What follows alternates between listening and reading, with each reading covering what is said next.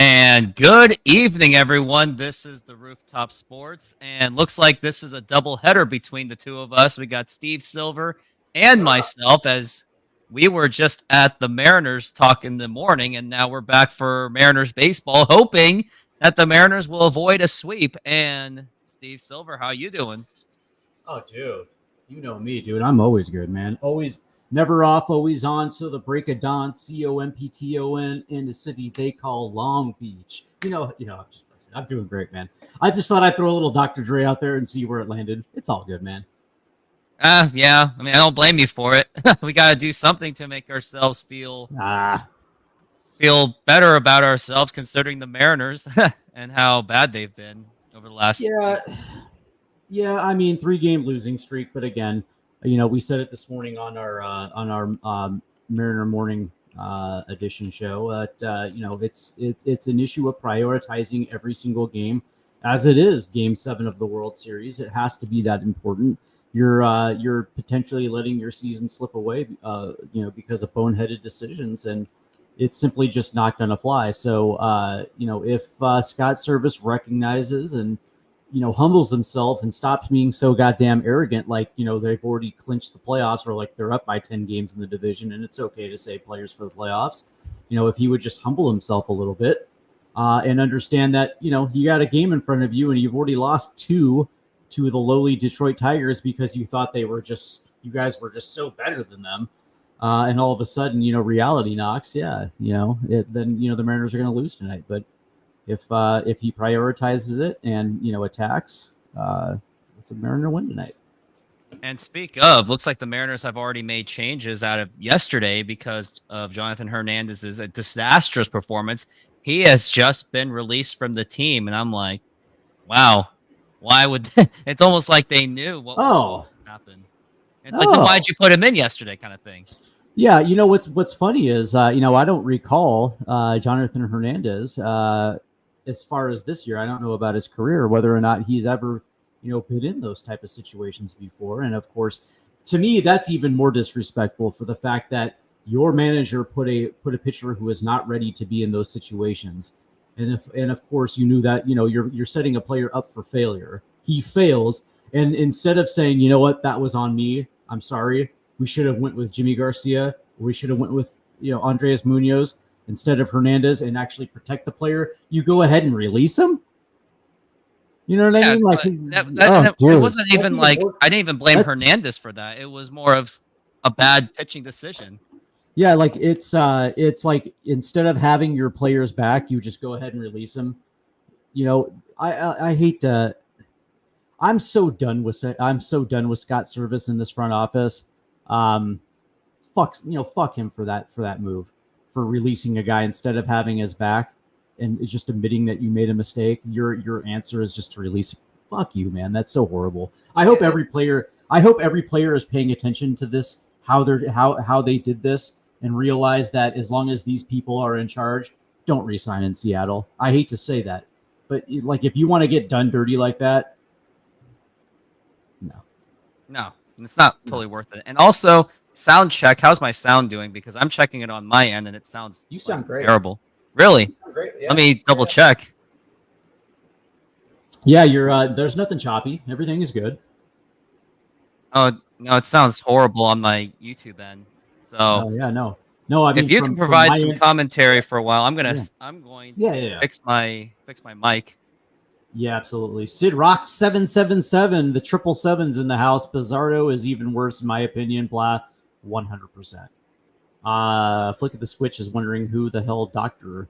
Dre is, which is absolutely mind-numbingly funny. But all right, so tonight's game, as we're going to give you a little bit of the Detroit Tigers batting lineup. It starts off with Wenzel Perez. Colt Keith is going to be batting second. Good player. Matt Verling batting third. Bly Madris batting fourth. Justin Henry Malloy batting fifth. Parker Meadows in the sixth spot. Dylan Dingler, the greatest name in the history of baseball, Dylan Dingler, is batting seventh. Zach. It's like, it almost sounds like Dirk Diggler. Dylan Dingler. Zach McKinstry batting. Yeah, that's funny. Dingler. Yeah, Dylan Dingler knows everything about dick dingers. Zach McKinstry batting 8th, and Ryan Velati batting 9th. And on the hill today for the Tigers is Brendan Hannafy. And if you're wondering who Brendan Hannafy is, that's a good. You don't have to worry about it. I believe he's made. Let's see. Daniel. He's made. Yes, it was an incredible catch, but here's what my reaction should have been. Yeah, thanks for. How it felt. So Brian Menifee has only had 2 appearances for the Tigers. He's only pitched in, I believe, 4 innings so far, or 3 innings for the Tigers. And to be honest with you, there's not a lot of information on him. I believe he's, it's a good, even Baseball Savant doesn't really have much on him. So you're absolutely right. You said this morning that this could be a bullpen day, 100%. So there's that. And of course, Brian Wu goes for the Mariners, and the Mariner lineup today for your viewing pleasure is kind of an interesting one. Victor Robles leads off. Luke Raley batting 2nd, Rosarina batting 3rd, Raleigh 4th, Turner 5th, Polanco 6th, Haniger again 7th in right field, Rojas 8th batting 3rd, playing at 3rd base, and then Dylan Moore tonight shortstop. Any comment on that batting lineup for the Mariners? Let me take a look at the lineup, and this is me doing a voice check really quick as well. Check. You sound good, man.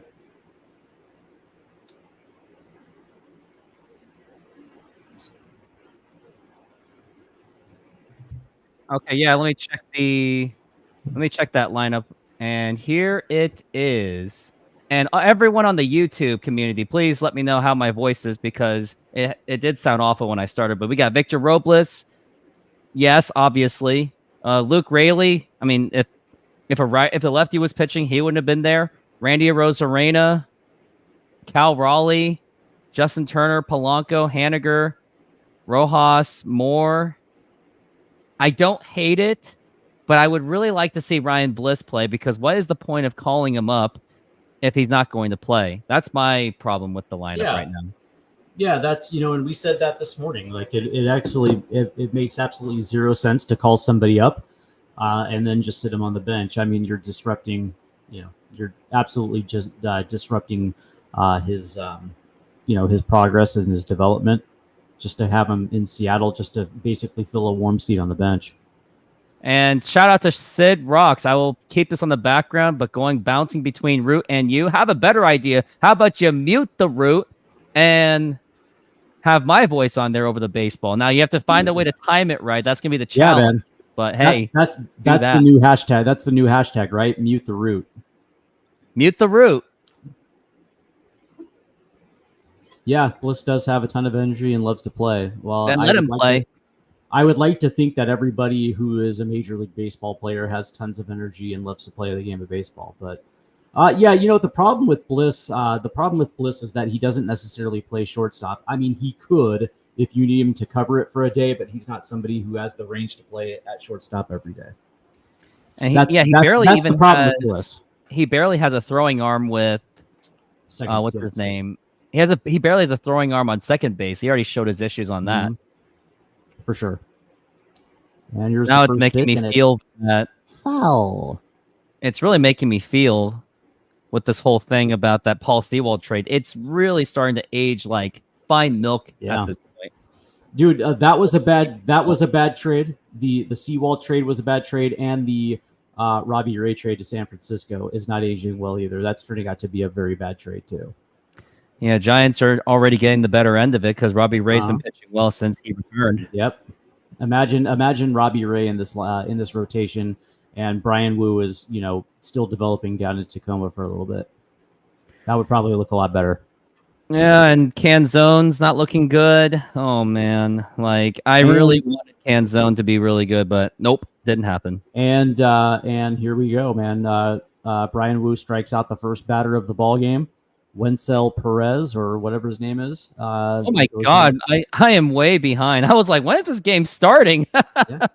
Well, now we've got one out, and thank you, Steve, for keeping me in the line right there. So we got one out so far in just 3 pitches. Impressive. Yeah. And Cole, now here is Keith. And now Yeah. here's the pitch. There you go. And that is outside for a ball. And there goes the immaculate strikeout inning. Yep. And I'll tell you what, man, I like Colt Keith. I think he's got a smooth classic swing from the left side.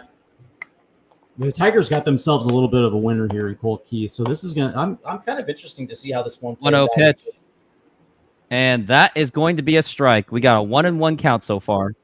Because this kid really does crush the fastball, and of course Wu was a fastball first pitcher, so we'll see.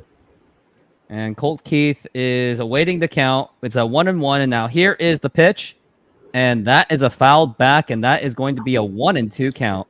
Yep. Fastball again, just a little late. Fouls it away. So now all of a sudden, advantageous pitchers count right here, 1-2. And we're looking at the 1-2, and now here is going to be got him. The 1-2 pitch on the way, and a swing and a miss, strike 3, and that is going to be strikeout number 2 for the Brian Wu. Yep. Split. Got him swinging. That was a nasty little split right down there in the dirt. Good pitch right there. By the way, flick of the switch is 100% terrible. Our bench is terrible. It is 100% terrible. It's been awful, to say the least. Yeah, here is Matt Vierling. Those fans that is outside for. That's actually in there for a strike. Umpire widened up the strike zone. Yeah, those fans that are can zone forever type fans. Yeah, okay, that worked out well, didn't it? Same people that are probably Scott Service fans too. Well, it's because he's got one slugging of 5 something or other, and it's like that's great. So when he gets his pitch, he crushes it. But what does he do when he does not get his pitch? He strikes whiffs out and it looks horrible. Yeah, he whiffs and he looks horrible. We're looking at the 0-2 for Brian Wu. He's just one pitch away from the nearly immaculate inning. And now here's the 0-2, and that is foul ball. 0-2. Matt Vierling, by the way, 23 multi-hit games this season. I like Matt Vierling. He's actually a really good player. He gets a lot of disrespect in this beautiful town of Detroit because he doesn't do enough. But I think Vierling's actually a pretty solid, very solid player. As Vierling did hit that huge home run yesterday, and now here is the 0-2 pitch, and that is fouled again. And we're gonna try this again. And don't like the foul balls because that means that's just gonna rack up pitching for the pitches for Brian Wu, which will lead to another bullpen day, which the Mariners really don't need, as if they already did it last night. By the way, Vierling is batting .333 in his last 6, and he's 5 for 10 in this series already. Yikes. Howdy, Christian. Hey, Christian, how's it going? And now we are looking at the 0-2. Brian Wu is breathing hard, and here is the 0-2 pitch, and that is outside for a ball. That is a 1-2 for the Matt Vierling.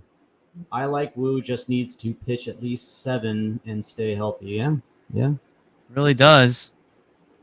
It's going to be. Now we're looking at the 1-2. And here is the pitch.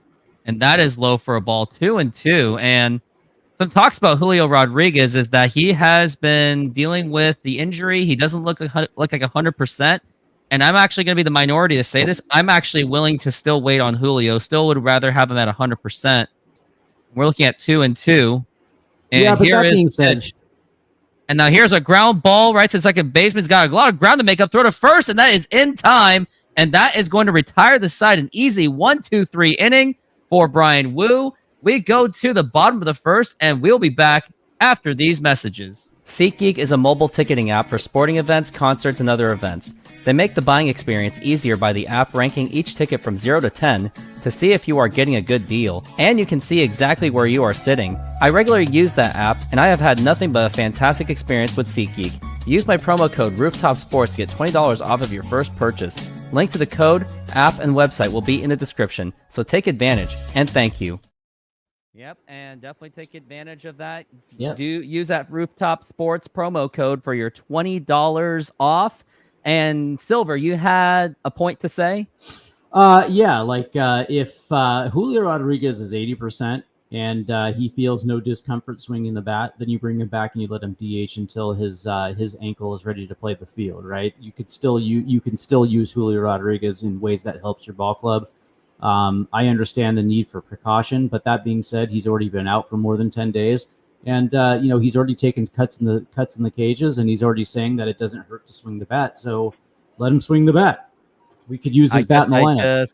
I guess I just pulled a Scott Service kind of statement there. By the way, the $20 off for SeatGeek isn't just good with the Seattle Mariners. It's also good with the Tacoma Rainiers and the Everett Aqua Sox. And by the way, our top prospect just got promoted to High A Everett, Mr. Colt Emerson. So he's there with Arroyo and Las Montes. Pretty good time to get up the freeway up north of Everett and go check out the Aqua Sox. The Aqua Sox for the Colt Emerson, and then the Lazaro Montes, although Montes has been playing like butt. Yeah, still though, you can actually see the prospect that you absolutely claim to love without ever watching him, haven't seen him yet. You know what I mean? So, hey, I watched him. I played catch with him too. Yeah, I know. I saw.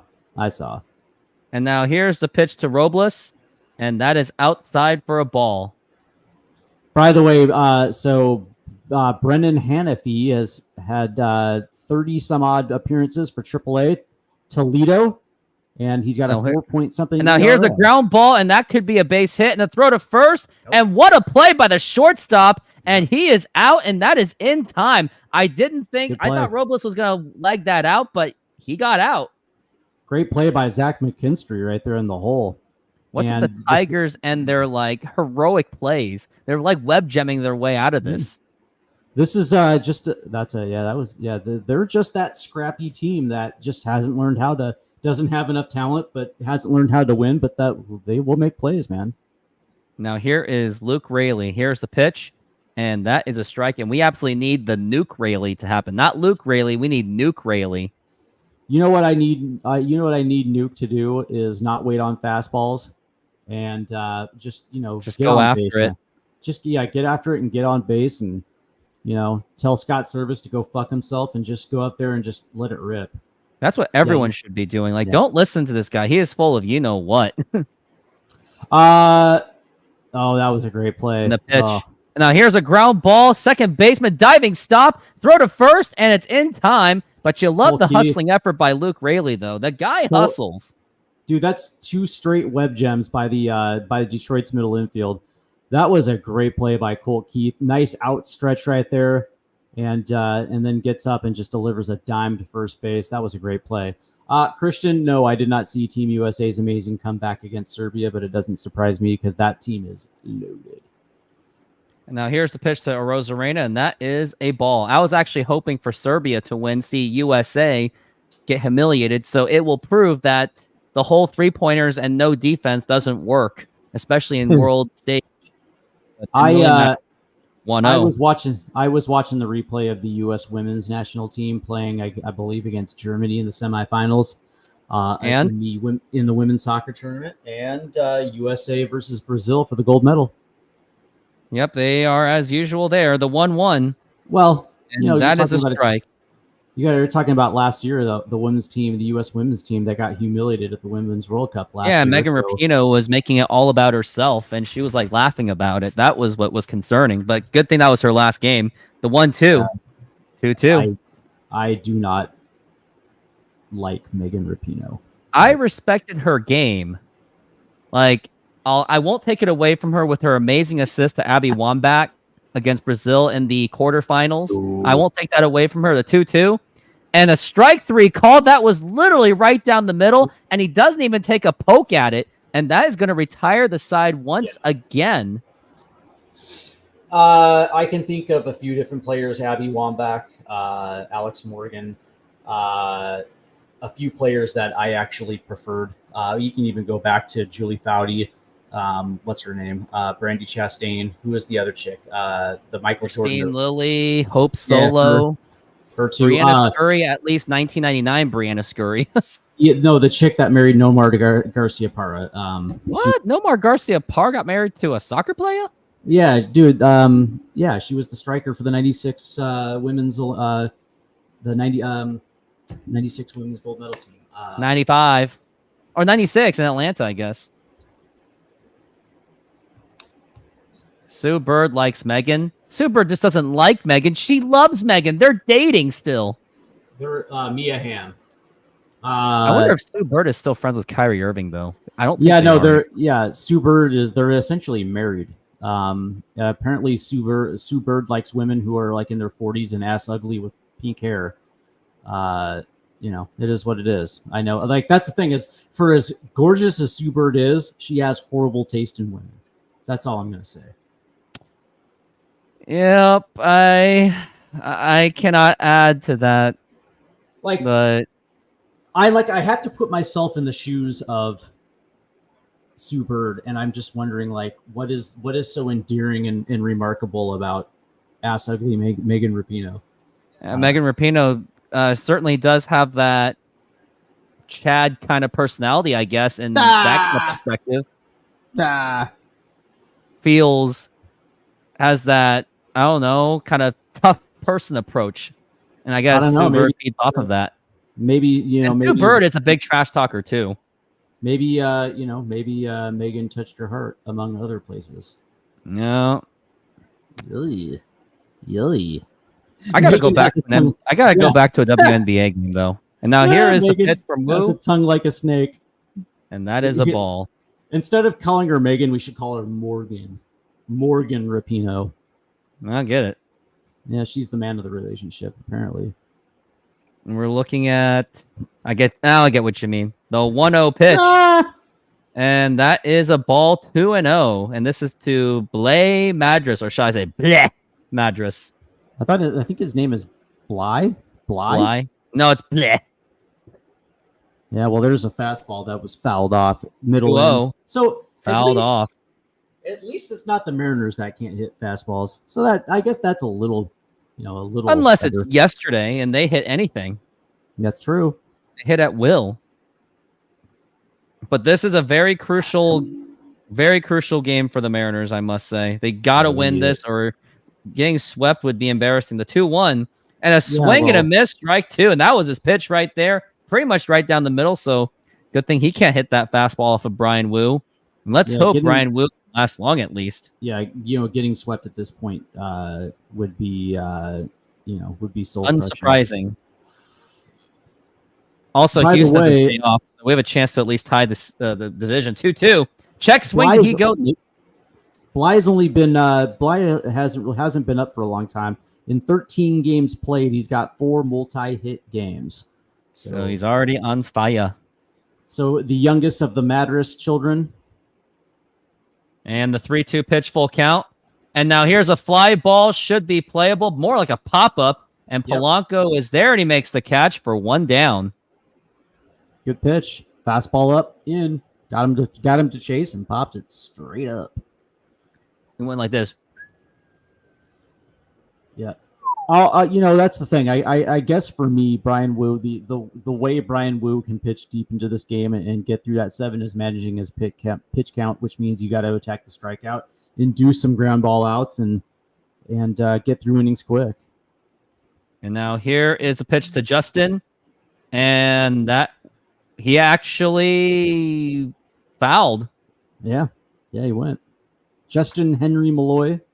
So is his name Justin? Malloy, yep. Is his name Justin or Henry? Justin Henry Malloy. That must be his first name, Justin Henry. And now here's the 0-1. Incredible. And that is a foul ball. Last 7 games, he's batting .222, 6 for 27, a home run, 3 RBIs, and 7 Ks. So he strikes out a lot. Good. That's a strikeout every game. That sounds like a Las Montez kind of thing. Those look like Las Montez numbers in Everett right now.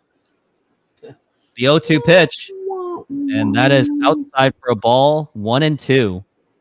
Poor Laz, he's getting dunked on these days. He was he was the man in Modesto, but as soon as you get to Everett, he's now just getting dunked on. And now the 1-2. And now here's a ground ball foul. Let's hope he's not getting death threats. Actually, don't give him that because he won't take it lightly. He'll actually try to find you and beat you up. Yeah. Laz seems like the type of guy that'll break into your house at night and do horrible things. He'll hire someone to do it for him. Hire Dominican mercenaries or Cuban mercenaries. The 1-2. And now here is a ground ball right to Rojas. Throw to first in time. I mean, Mitch Garver, you got Mitch Garver asking for, I guess, sympathy. But if you do it to Las Montez or you do it to like any of those big boys from Dominican Republic, you just made a big mistake. Yeah, that sucks that there are any fans. Now they say that they're saying that it could be disgruntled gamblers, but any Mariner fan who literally gave him death threats, unacceptable. You're forgetting that these are, yes, they're professional athletes, but they're also people as well too, and we have no idea if he's dealing with shit in his personal life. Because it's only natural that you carry things into your job. I mean, we do it every single day.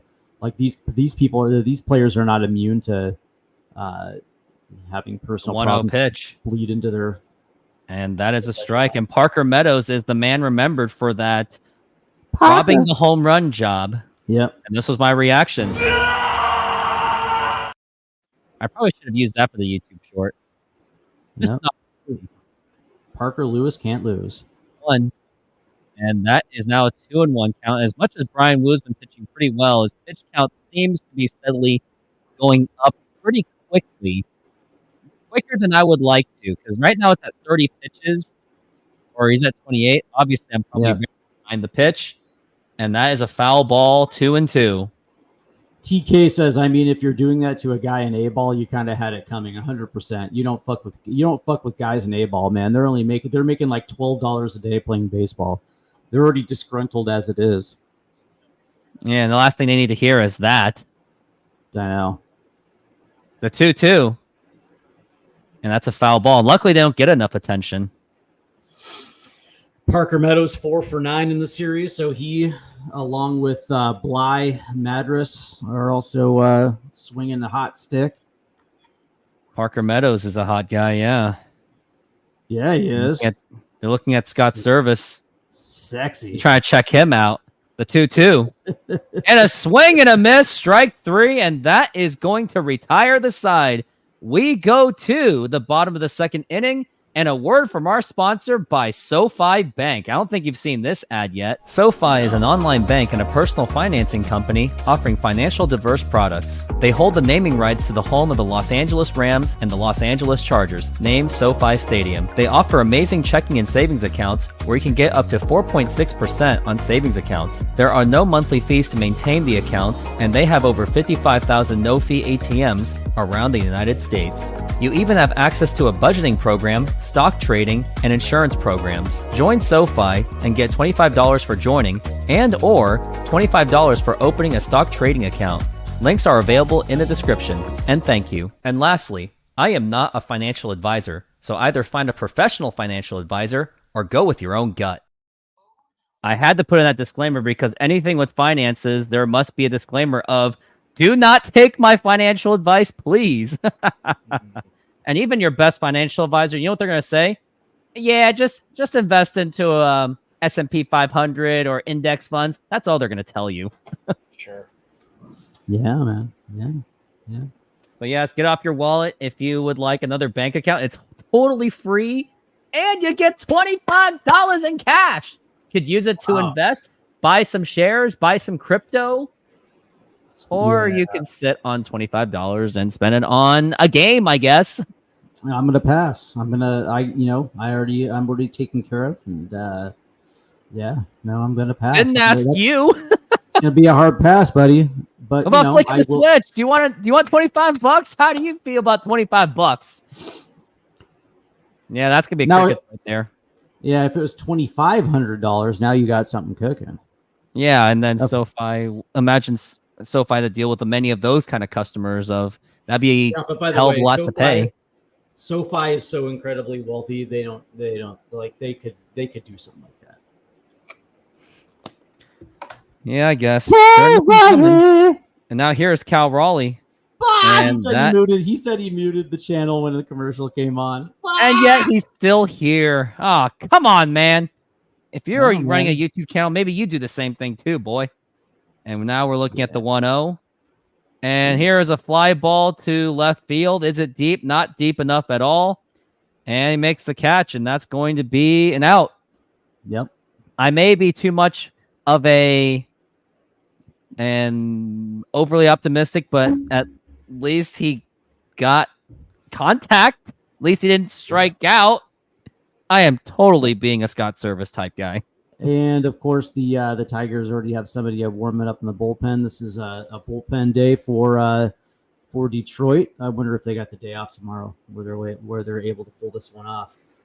There's no days off on Friday though. Oh yeah, that's good. So they're basically they're trying to kind of let this game go. They're trying to kind of punting this game, and yet the Mariners would lose on punts. It's like in football. Like, you force the punt in some weird way, and you still fumble the ball. You'll fumble it immediately. And Yeah, Justin Turner, by the way, is up. He's already down to an 0-2. 1 for 5 in this series. Has not done much at all. The 0-2. Yeah, they're in San Francisco tomorrow. Yeah, the Tigers are in San Francisco tomorrow. Before coming back to Detroit to face these Seattle Mariners next week.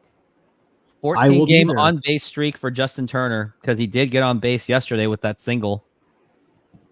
Now here's the 0-2, and that's another foul ball. You see what he does there with 2 strikes? He shortens the bat. He chokes the bat. He chokes up on the bat exactly a little bit. A-Rod was given the advice that he was given. But it's also anything near the zone, he's swinging. 0-2, and check swing does not go. You know what Brett Boone did on 2 strikes? Hit home runs? No, not. No, what did he? He changed his batting stance to squat. Yeah. It was cringe. 1-2. Now here's a ground ball right to shortstop. Easy play. Throw to first. And he was off the bag, but he tags Justin Turner anyway. Yep. And now we got 2 outs. This is this is not good. So, the Tigers are pulling the bullpen day, and of course the Mariners right now, their offense is inept. Yeah, and Polanco should have gotten booed. We need to start booing these players if they're going to keep playing like this. I'm not going to accept this. Now here's the pitch. And that's actually a ball. Usually that's a strike, but umpire said otherwise. Yeah, that was. I mean, if it's not blatantly a strike, they're going to call it a ball. So the pitch, and that is going to be another ball. Looking at a 2-0 count.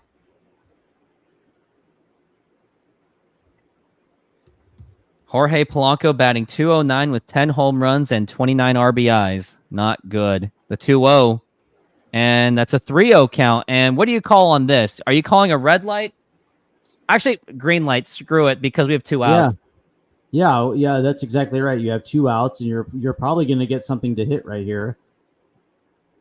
Go for it. See what you can do with the fastball from the middle. 3-0, and that is Jorge Polanco was trying to walk. Yeah. Yeah, that's a strike, buddy. Well, the last 11 games, looks like he's batting .268. 4 home runs, 18 RBI, 10 RBI, excuse me. So he's not bad. 3-1 count on Jorge Polanco, and the pitch, and that's a ground ball foul. It kind of sunk low. The actual pitch he is supposed to take, he gets in front of it and fouls it off. It looks like flick of the switch is ahead of us. I assume that Polanco walked, if I'm that much behind. Yeah. And here's the 3-2. And that is ball 4. Take your base as Jorge Polanco gets on base for a walk. There it is, the first base runner. First base runner. This is for you, Jorge. I don't even have time to do that. Now here's Mitch Haniger. Oh, right down the middle. And that was a strike. And he swung and missed like a fool. A fool. Mets have dominated the Rockies. Big surprise, 9-1. Ouch. Yeah, but I like the aggressiveness on Haniger on that first one. I mean, he got a hanger, a little bit of a hanger. He swung right through. But I like the aggressiveness of the swing, though. Oh, Mitch Haniger, his utility really makes me miss Teoscar Hernandez, and No. I keep eating my words that I said getting rid of Teoscar Hernandez was a good idea, and I thought Mitch Haniger would be an upgrade. What was I thinking? I'm willing to eat those words. It was coming off of Teoscar's 2023. It was a good move. He wasn't worth the 20, and he goes to a situation where there's no pressure for him to perform, and he's killing it. So, yes, I do. I know how to do archery. Just like the Koreans do in the Olympics. They don't mess around in the archery. Yeah, I fire my compound bow quite a bit, actually. So, and we're looking at the 0-2. Here's the pitch, and that is a foul ball on the inside. He had to swing at that. Was not a good pitch, but he had to. Otherwise, would have been strike 3. 9 of Mitch Haniger's 11 home runs on the season have come here at T-Mobile Park. I don't know much why for saying the marine layer problem. Yeah, he seems to love to hit it here anyway. His OPS is 71 at T-Mobile. Now here's a ground ball, going to be an easy play to throw to first, and that is over, and he's still out. He got, I guess, the first baseman stepped on it just in time, and that is going to retire the side. And looks like Scott Service is going to call for a challenge.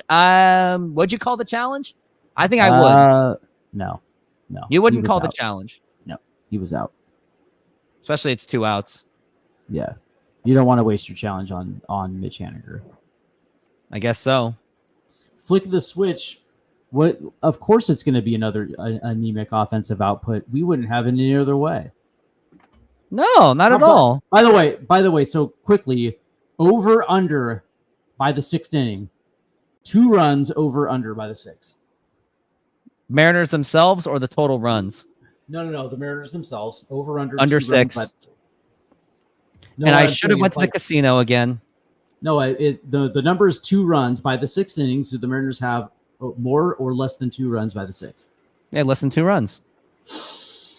I'm going to go out on a limb here, and I'm going to pick the over. I think you're going to pick the over. Yeah, I think by the 6th inning, 6 innings, we'll have 3 runs. Great. Now, of course, I'm being the eternal optimist here. I think you and I both know that they're like by the 6th inning, they'd be lucky to have 1. But I'll take the over. They were lucky just to have a man on base. I understand. Yeah, you know what's funny is I was having a conversation with a gentleman today about he was praising Cal Raleigh and I said, listen, say what you will, but there's a reason. Like when you go down the lineup and you see that only 3 regulars have a batting average of 250 or over, and it's like Julio is one of them. Rosarina is another one of them. Justin Turner is another one of them. And there's a reason why like most of our lineup is hitting close to the Mendoza line. And it's like, well, yeah, of course, Cal Raleigh's got the home runs. That's nice and all. But could it actually just be that we just don't have good hitters in our lineup? Could it actually be just that? Because it's like, what are you doing outside of hitting home runs? Like, where's the pitch? No, I think, yeah, call me crazy, but I think even if you don't have good hitters, it can still be salvaged with a good manager that would tell them to don't swing like an idiot. Well, what's funny is the old adage is like, if he's a good hitter, then why doesn't he hit good? And now here is Rojas to play to first in time. And Brian Wu already got that first out. Yeah, that's Dylan Dingler. The coolest name ever. Dylan Dingleberry. Yeah, what's funny is, Hannafy is nothing to write home about, and yet, 2 innings through, And now here is Zach McKinstry. And here is the pitch. And there is a fly ball to deep left field. Rosarena is running, and he makes the catch. Good catch by Rosarena. He had to run for that. It's and the that highlighter. Is going to be 2 down. Yeah, it's the highlighter yellow shoes that he's wearing, man. The flash. The flashy shoes, as he must. Yeah. Flash! Oh, savior of the universe. Do, do, do. Bum, bum, bum, bum, bum. All right, I'll stop. Flash. 99% of the fan base could coach better than Scott. I don't know about that. There's some pretty. I wouldn't know about that either. There's some major dumbasses that call themselves Mariner fans.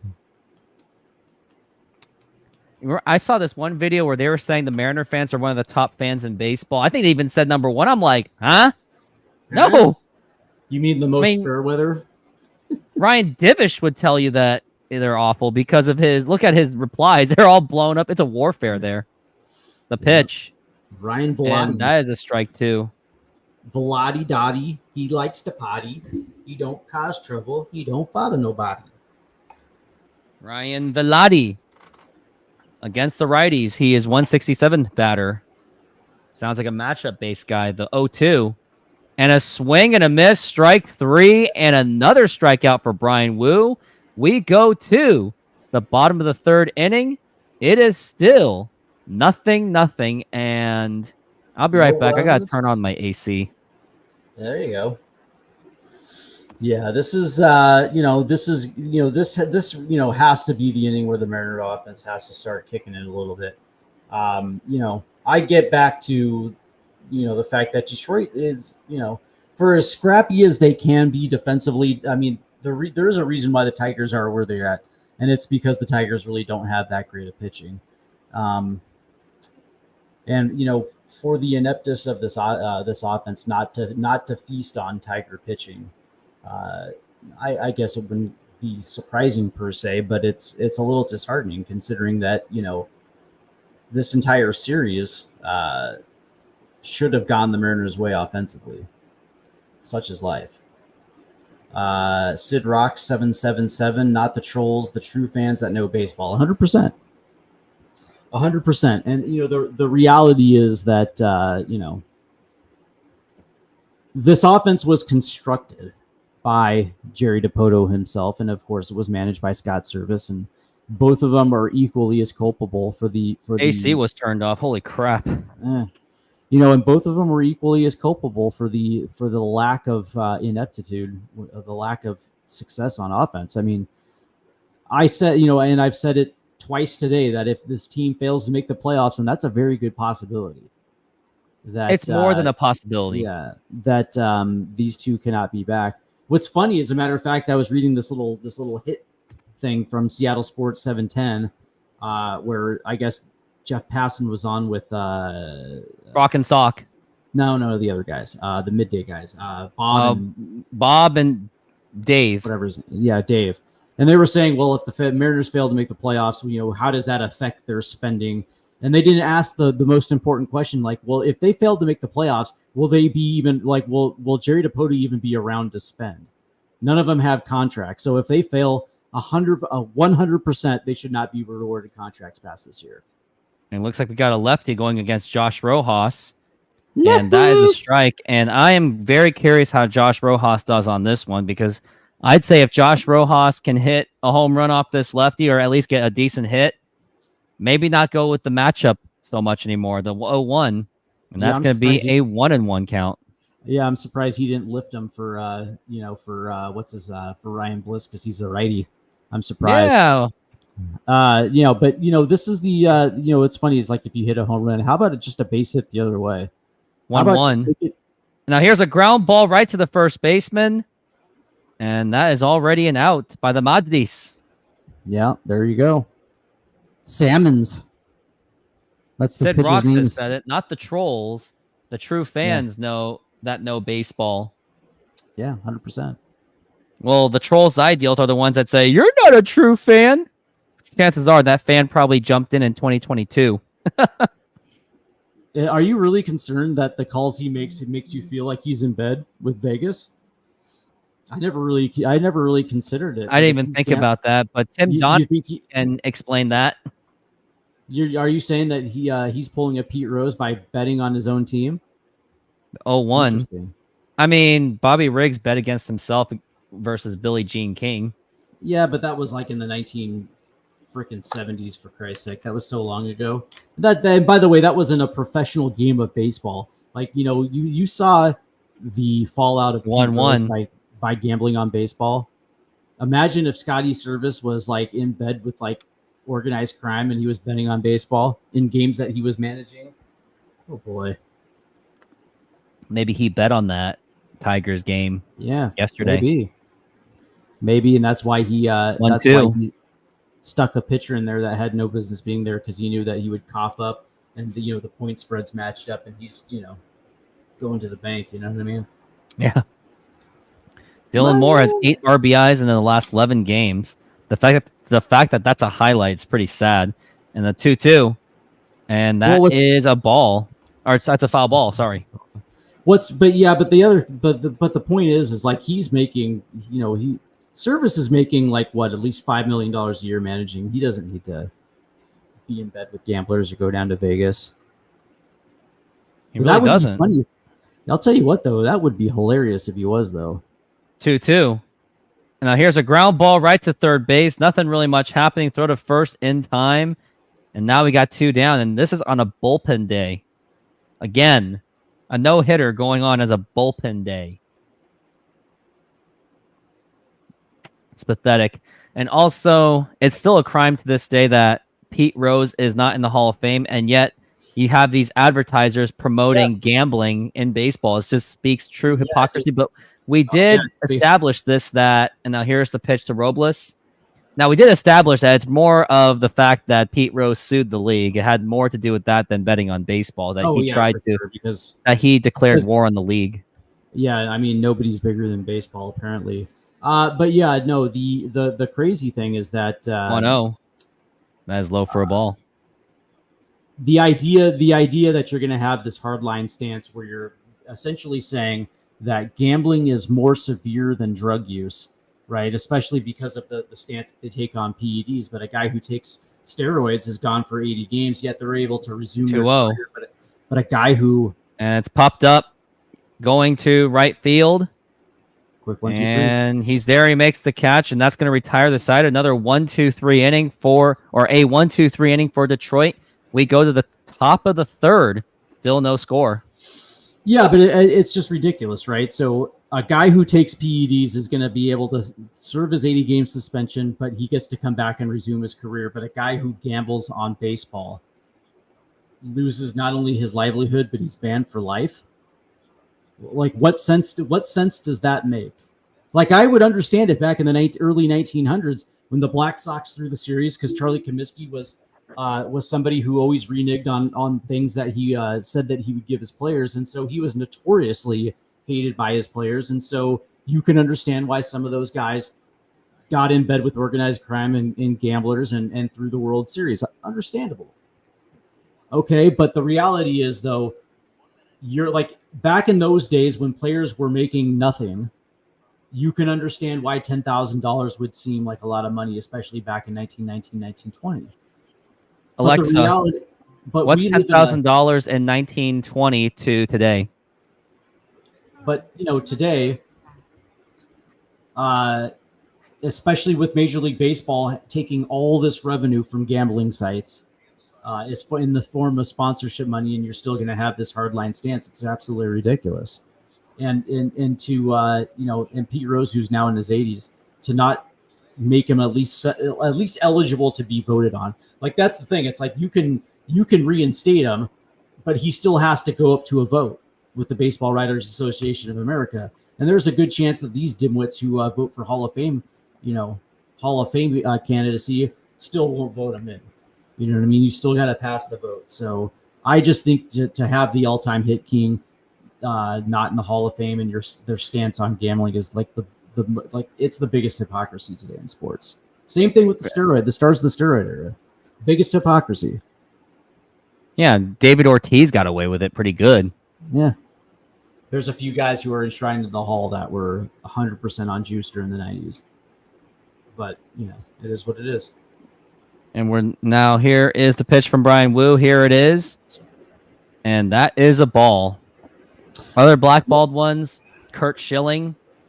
The man just couldn't wait to open his mouth until after he got inducted. By the way, he's not allowed in the Hall of Fame because he's a Republican. That's it. Oh, it's more than just that. The 1-0. And that is a foul ball. No, that's what I'm saying. Like, he should have, if he just waited, he would have got in. Because Mariano Rivera, he waited. As soon as he got to the Hall of Fame, he's like, oh, yeah, I love DJT. Yeah, but my whole thing is it's like because of his beliefs, that's 1-1. that's enough to keep you out of the hall. You know what I mean? It's just ridiculous. To me, I just like, don't get me started. It's just ridiculous. It's absolutely like, but that being said, the candidacy for Curt Schilling, like, when you look at his numbers compared to people that are already in the hall, you could make the 2-1. Maybe his numbers, and that is a strike, 2-2. But interesting thing, Mike Cameron on record said that he didn't like how the vaccine mandates were being handled, and they're terrible. Somehow he didn't get canceled. I mean, it's Mike freaking Cameron. He's untouchable. When you somewhat replace Griffey's position, somewhat, can't really touch the guy. So you tell me, 2-2. right? So Curt Schilling, 216 career wins, a career 3.46 ERA, 3,116 strikeouts, over 3,261 innings pitched. Let's see, what else? 3-2 full count. And that is strike 3 call. That should have been a walk, and Brian Wu gets away with it. And this umpire's actually been going in the Mariners' favor. 5 strikeouts for Brian Wu. He is on fire. And a career RAR of 79.5. Yeah, I would. 2001 Co-World Series MVP. The only problem is that he never won a Cy Young Award. Closest he got was in 2001, 2002, and 2004, finishing second. But Curt Schilling definitely has the numbers to be there. He does. And that is a strike to Cole Keith. 0-1 count. Cole Keith. I said Cole Keith. And Yeah, we're looking Colt. at the 0-1, and here is the pitch. Now here's a ground ball right to the first baseman, Luke Raley. Tossed the first, and that is in time. Choppa. I was trying to think of something about Curt Schilling. Oh, the Mariners actually had an opportunity. I think I told you this, but they had an opportunity to get him at the trade deadline in '96 rather than Terry Mulholland. Yep. But they went with, and they should have got Curt Schilling because Mariners were stacked up on lefties already with Jamie Moyer and Sterling Hitchcock. Should have gotten Curt Schilling at that time. Imagine Curt Schilling, by the way. Randy Johnson, Jeff Facero. But in '96, Randy Johnson. Now here is a fly ball to right field, and another 1-2-3 inning has been achieved by Brian Wu. We go to the bottom of the 4th inning. Still nothing. And you were saying?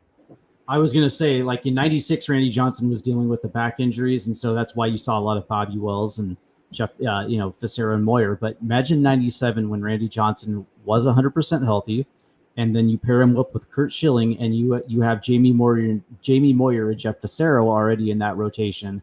Now all of a sudden,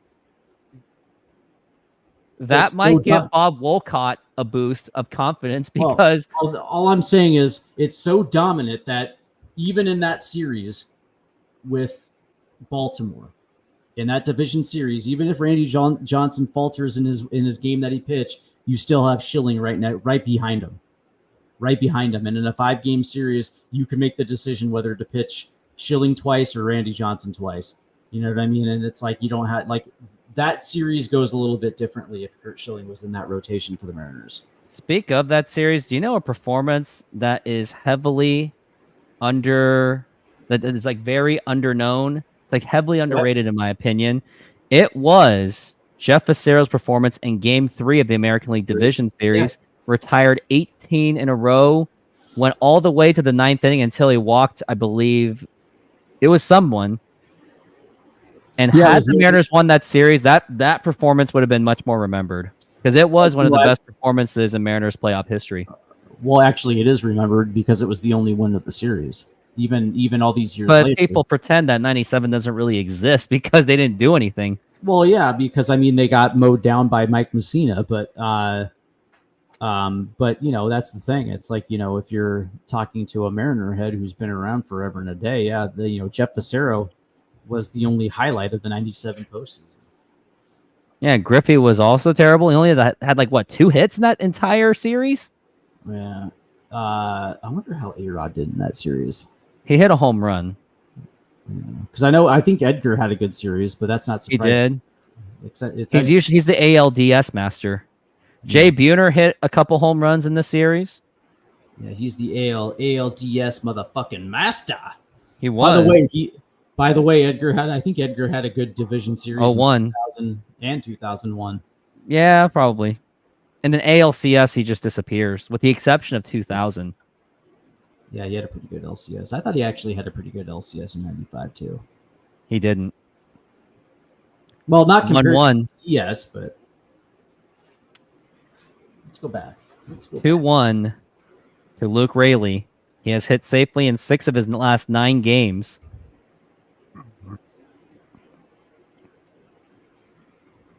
We're looking at the 2-1. And now here's the pitch. And a swing and a miss, strike 2. Luke Raley, 28 of his 35 RBIs are in T-Mobile Park, so he doesn't really do much on the road, unfortunately. And the 2-2 pitch. And that's going to be outside 3-2. Seeing a lot less. I think I may be crazy, but I'm seeing a lot less swings and misses today than I did yesterday. Yesterday, they were like swinging at will. Okay. And 3-2. And that is ball 4. Take your base. And also, my advice to soldiers is if you have a soldier named Will, do not scream fire at Will. I'm trying to connect that and make that into a joke, but I just can't. You're funny. I don't know. Maybe like, when should you never say fire at Will? When Will's there? Now here's a pitch to Rosarena. Come on. And it was right to swing, but it was a foul tippy. It was a foul tippy. Or like in bench warmers, I ticked it. And we're looking at an 0-1 for Randy Rosarena. And here is the pitch. And that is fouled once again, strike 2.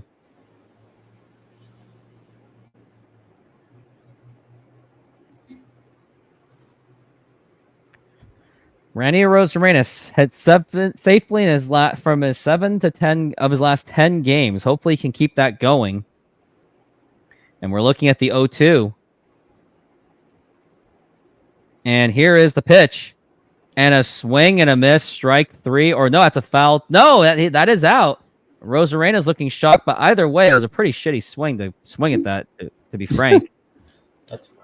I think there's like nothing to argue about on that one because you made the bad swing. And Scott Service is showing his displeasures. It's like, no, it was a bad swing. Yep, it was ticked, but the catcher did catch it anyway, so it doesn't really matter. Yeah, the catcher caught it, so there's like nothing to argue about. That's the thing. Scott Service doesn't even... Not only is he a bad manager with decisions and lineups and telling people how to swing, but he also doesn't know when to argue. And now here is Cal Raleigh up to the plate. 21 pitches for Salmon so far. Salmon. And the pitch. And now here's a ground ball foul. It looked really promising on that one. Cal Raleigh's been looking a lot more aggressive than he's been aggressive throughout this entire series, pretty much. But Mariners have got to find a way to win this game. They really do. I would agree. Or else they are going to be in a big hole with Houston. And the 0-1. Now here's a ground ball, and that's going to get right through for a base hit. And Luke Raley's going to stay at second base, and Cal Raleigh dribbles his way for a hit. And now you got runners on first and second with 1 out. And I wonder who is up to bat. I think it's Justin Turner. Justin Turner is going to be up to bat.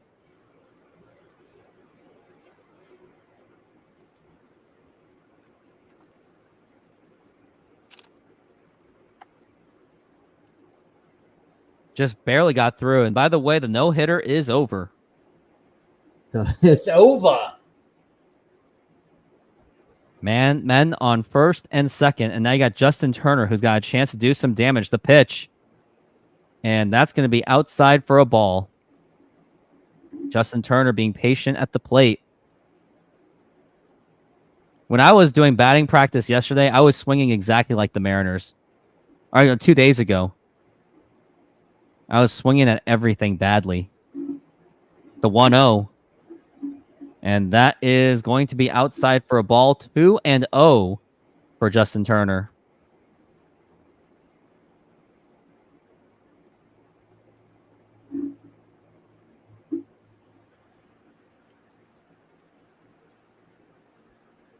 And now here is Justin Turner awaiting the 2-0. And that is going to be popped up, and that is fouled, but fortunately not playable. So that is going to be a 2-1 count for Justin Turner. With runners in scoring position, he's a 262 hitter with 1 home run and 30 RBIs. And guess what that 1 home run was from, Steve Silver? I don't know. It was that grand slam home run on Friday against the Phillies. Could use another home run right now. And now the 2-1 pitch on the way, and a bad check swing, and that is obviously going to be a strike. I mean, I didn't even know what that swing. I didn't understand that swing. Like, now you're seeing Justin Turner somehow listening to Scott Service on how to swing things. It's like, oh yeah, swing at this too. Ooh. And we're looking at the 2-2. And here is the pitch. And a swing and a miss, strike 3, and that is going to be 2 down. Yeah, Heavily lost opportunity right there for the Mariners. You know, runner in scoring position with 1 out. Yeah, and they completely are squandering it. And now who is up to bat? Oh, great. Jorge Polanco is going to be up. You know, Mr. Sticky says, I could not care less what any player's politics are. I care how well they play the game. The exception would be if there was actually involved in some corruption, serious crimes. 100%. 100%. And Jorge Polanco takes it for a ball. I mean, any baseball players we can name that was part of crimes, the only thing I can think of is Darryl Strawberry. He had serious drug problems.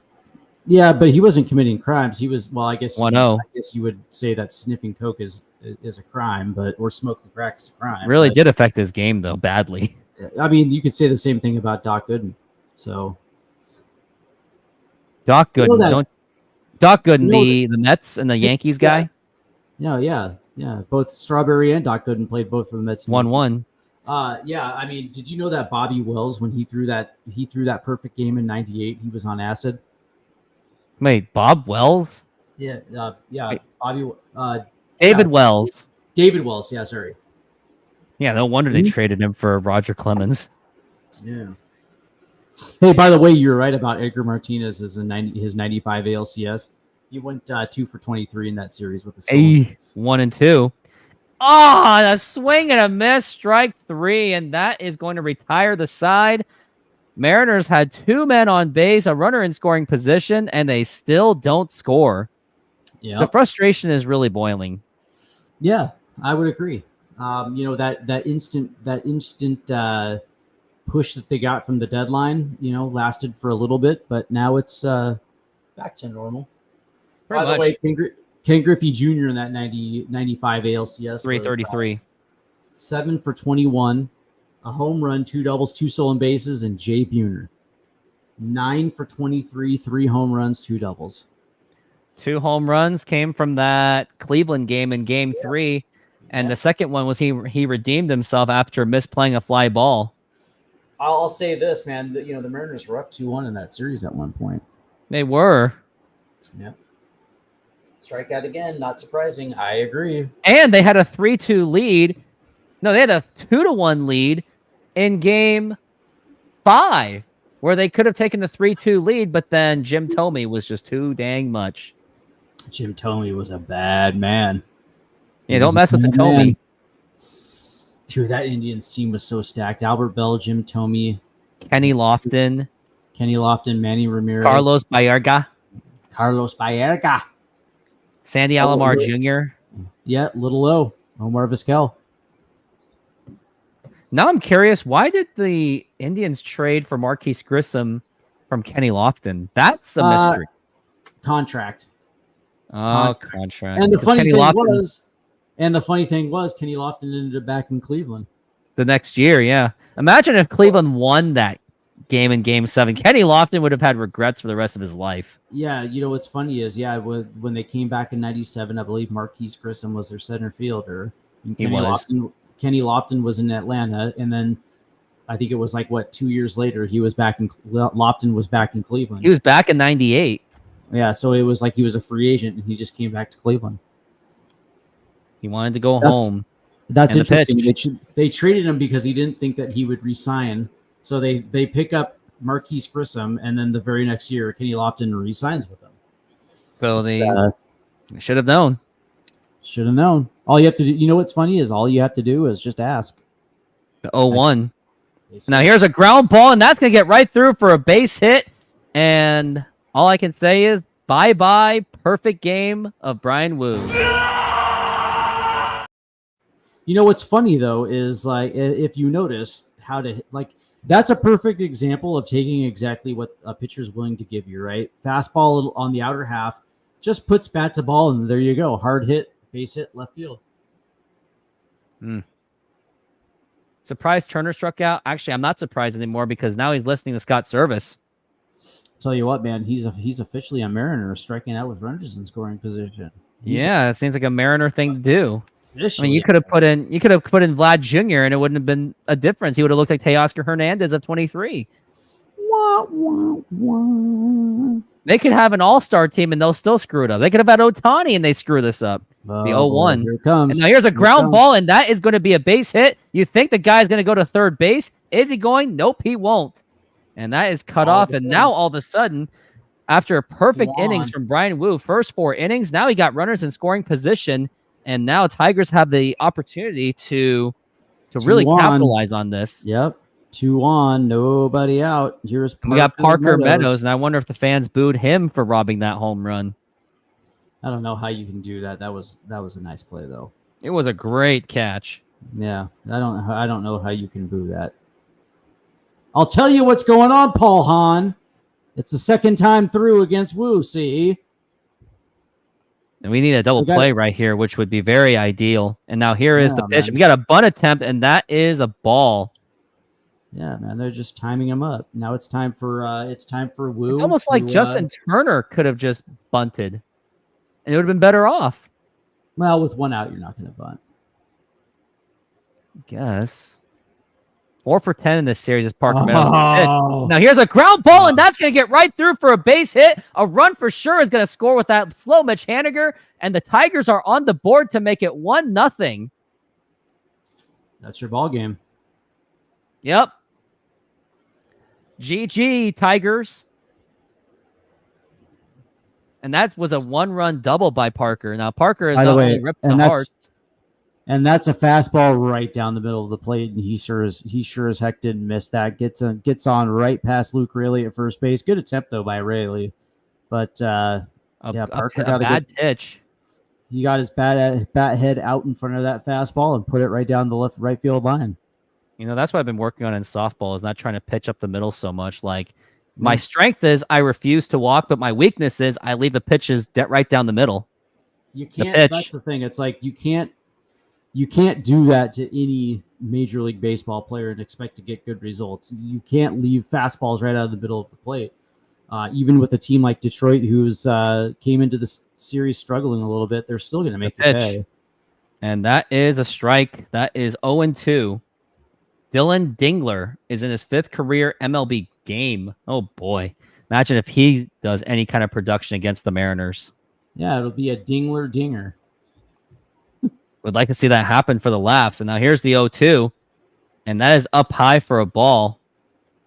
By the way, 1-2. If he surrenders a Dylan dinger, ahead 1-2, that's when it just pours. We're looking at the 1-2 for the Dingler and the pitch.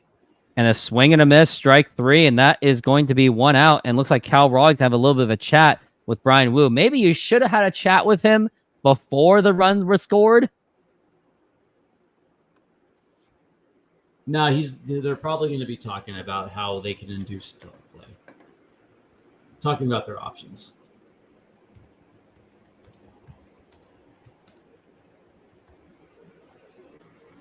It just hurts. And thank God that AC is on because I think my house goes on automated. That's funny. It hurts. It hurts. My house has an automated thermostat, like a smart thermostat, so it goes by the behaviors and the movements. And of course, the house knew that it was only my grandmother that was home and my dogs.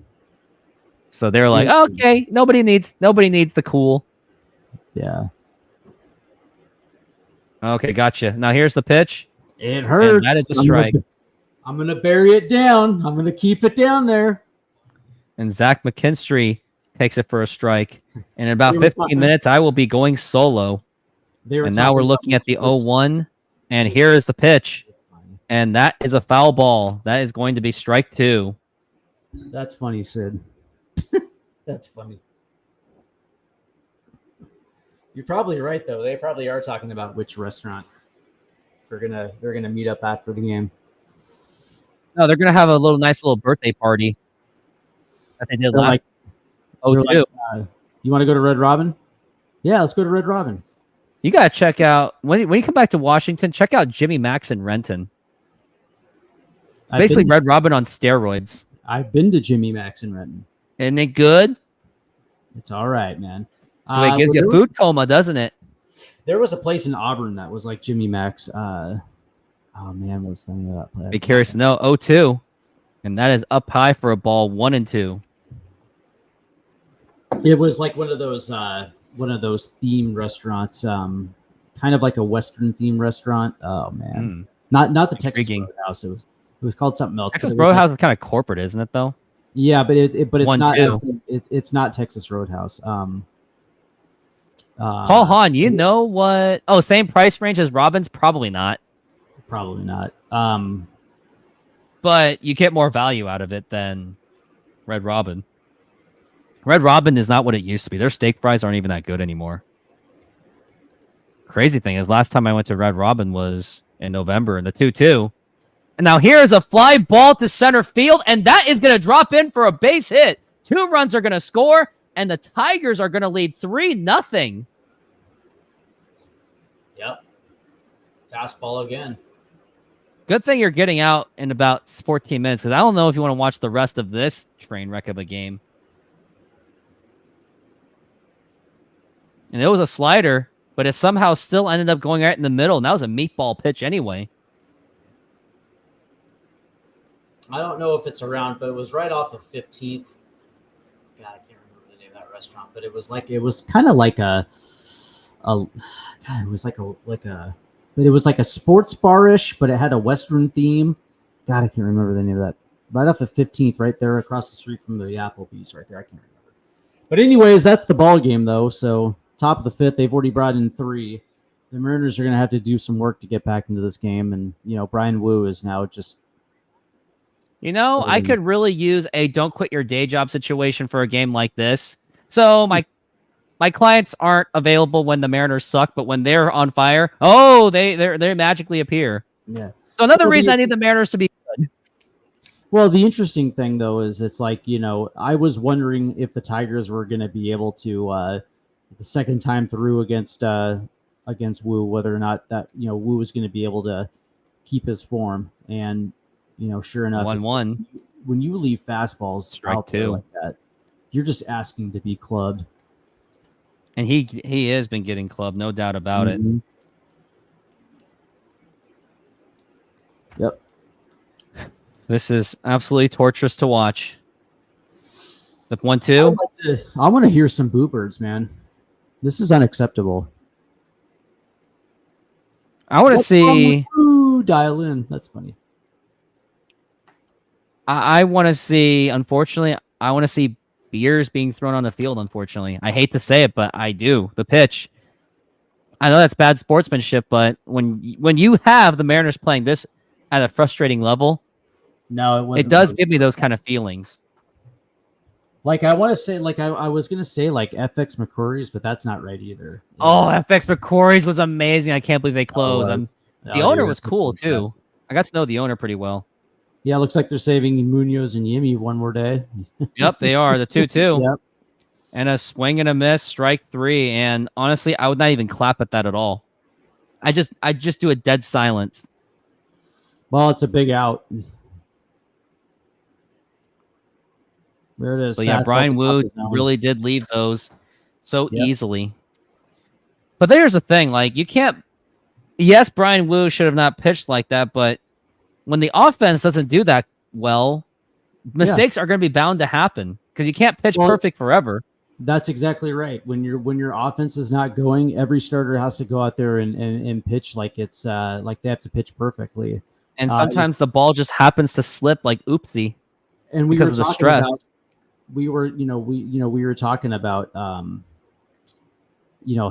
this is not sustainable. We were saying that in the early portion of the season, how it wasn't. We were saying it with a 10-game lead. Yeah, and it's like that's the thing. It's like you like it's 50% of the operation. The offense is the other 50, and both have to be working in tandem. I know it sounds obvious, but when your offense is not giving you even a run's worth of support, what do you think Brian Wu has to do? He has to do other things. The 0-2. And now here's a fly ball to deep right field, and Mitch Haniger is there, and he makes the catch, and that's going to retire the side. But the Tigers get 2 more runs. If not, that was 3 runs total, and now it is 3-0.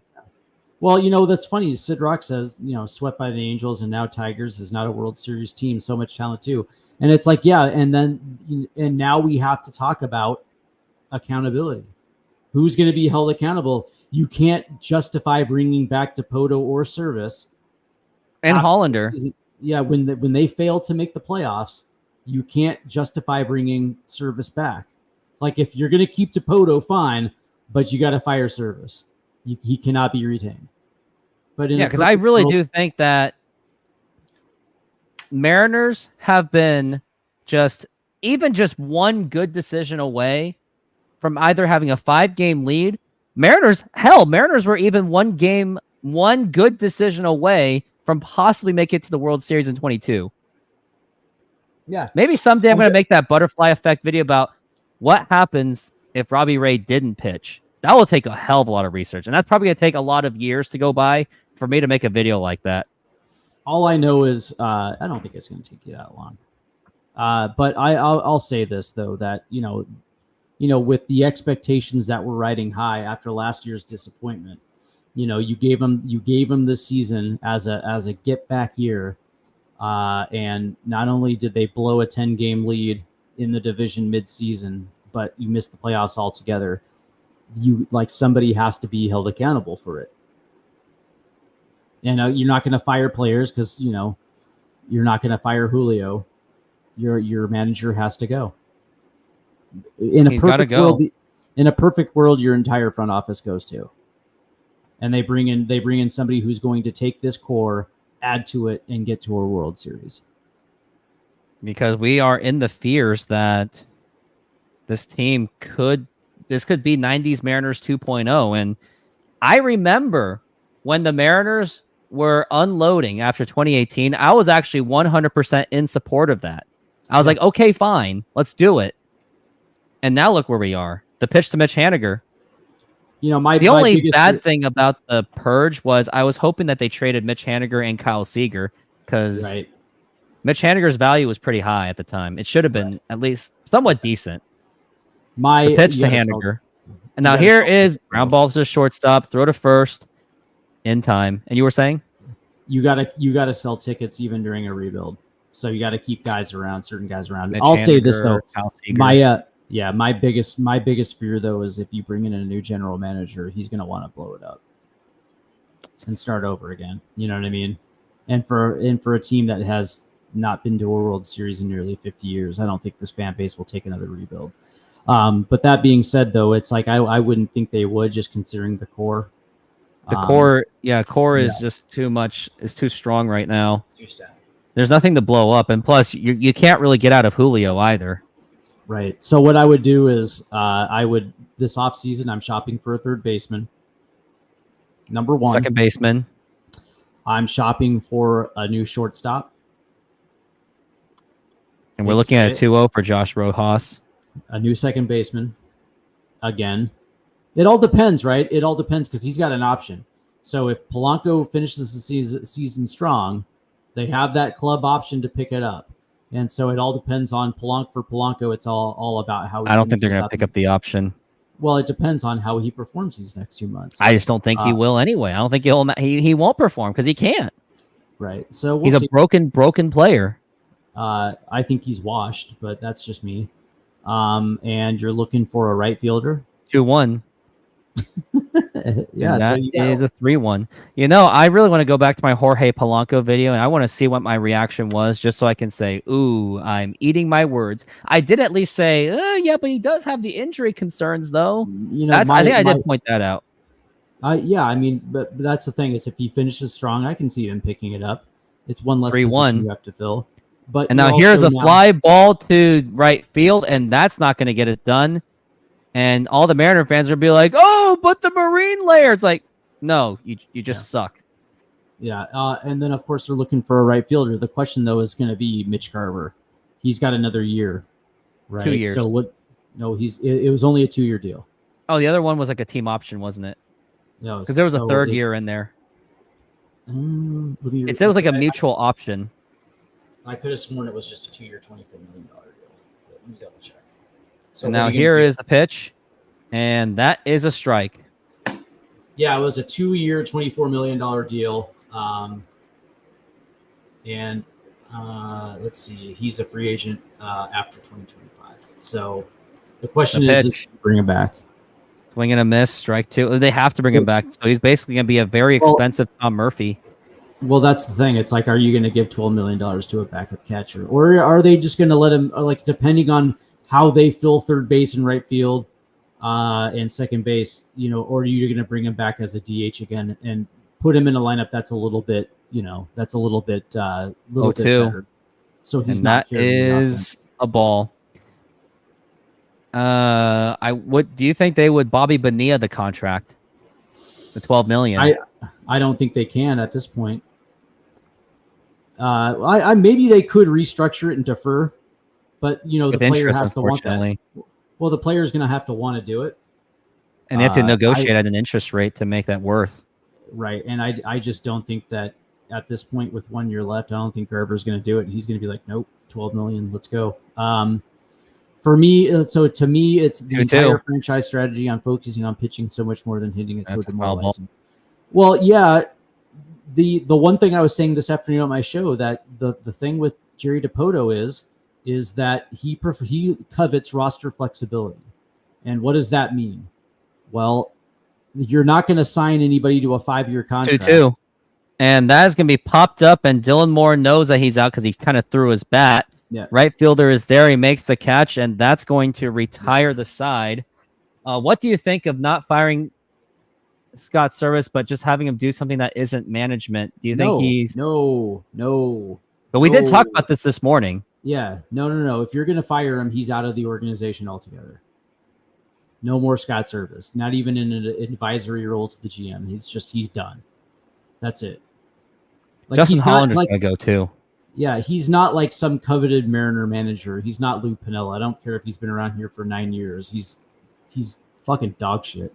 But as I was saying, though, it's like Jerry Dipoto covets roster flexibility. And what do I mean by that? It's he's not going to sign anybody to a 5-year contract because that doesn't give him roster flexibility. So you're not going to sign a Matt Chapman who only can play third base when you have a guy like Josh Rojas who can play multiple positions. Because if you have a prospect that's ready to come up, you can switch him off to a different position. The only problem is there's no ready middle infielders ready to step up right now. So he's kind of screwed. Oh, yeah, Steve Silver. Yeah. Here, I got you, buddy. He was wanting your YouTube channel so you can subscribe to you. Oh. And he is on the way. Man. Yeah, absolutely, man. YouTube at Swinging for the Fences. Yeah. Go ahead and subscribe. Look at today's show, man. And that's the thing. It's like his philosophy is not to sign long-term deals because it doesn't give him roster flexibility. He wants players that are cheaper, who play multiple positions, and you're banking on the upside of some of these position players. It's no coincidence that the biggest free agent bat we've signed in the Jerry Dipoto era has been Mitch Garver. 2 years, $12 million. 2 years, 24. Yeah, 20. That's it. Like that was the. Hey Ryan, what's up? I think we talk on Twitter all the time. Yeah. So, you know that's the Jerry Dipoto way, man. It's low, low paying position players that have high upside. And cheap players that are still within their first 6 years of service time. You know, like they could have signed Cody Bellinger, who's 29, who's actually hitting, but that they could have signed him to the 3-year deal he signed with. 0-1. Now here's a ground ball right to Luke Raley, the toss to first, and that is in time. And you would think that this is probably going to be I wonder if this is going to be the final inning for Brian Wu, since the Mariners are down 3-0. I'm actually surprised he came out for the 6th, but it makes sense though why he came out though. They don't want to burn the bullpen for the Mets series because it looks maybe now the Mariners are like, oh yeah, we'll just wait till the Mets series. It's like, no. The fact that there was no sense of urgency.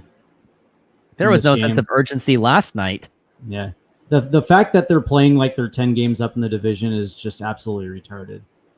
It's horrible. And we've had at least Mariners Mojo kind of finally said it because they've been the biggest Scott homers. But they finally said, yeah, that wasn't really a good decision to put in Jonathan. And then Jay Trident was like ripping Scott Service about it. I was ripping him. And this other new podcaster of the Mariners was also ripping him hard. It's sad. Not only have they blown a 10-game lead in this division, but the fact that, the arrogance of Scott Service still continues. It's like, dude, you don't know what you're talking about. That was a brilliant move on my part. You guys are just haters. And it's like, dude, you are so out of touch with your own baseball team. It's 0-1. It's baffling to me. Yeah, like I remember when Bob Skelton or whatever his name is, he was like throwing a hissy fit when Scott Service didn't win Manager of the Year. If anything, he should be thankful that he was even nominated in 22. Well, the interesting thing was the same thing happened in Boston. You remember that? What happened in Boston? When he elected to what was it in extra innings when he pitched Taylor Saucedo to what's his bucket with first base open. Not even that. It was Jonathan Diaz. Oh yeah, Jonathan Diaz against Rafael Devers. Yeah, against Devers, right? So it's like with first base open, I'm surprised they didn't release Jonathan Diaz after that, like they did to Mr. Jonathan Hernandez last night, where it's like, you have a boneheaded decision with first base open, and you're going to go lefty and pitch to Devers. I think it's hot take on this. I don't think they should have DFA'd him. I think they did it too early. They did it. It was a knee-jerk reaction, and it was based on something that was Scott Service's own fault. Oh, like, let him pitch. Are you talking about the dude that they DFA'd earlier in the year? Tyson Miller? That was a huge mistake. Yeah. Tyson Miller could have been one of our higher leverage guys. Yeah, he was good, man. All right, well, that's going to do it for me, guys. Thanks. We'll see you guys soon. And by the way, I believe it was Sid Rocks. Thanks for the sub, man. I'll be back either later this week or early next week. All right. Thank you very much for coming in, Steve. Have a good night, and hopefully you can wake up tomorrow with the Mariners victory. Yeah, I doubt it, but thank you, man. You guys have a good night. Good night. Yep, and going solo once again, so let's do this. Wow, $7 box of Taco Bell. Remember, it was called the $5 box? That don't even exist anymore, buddy.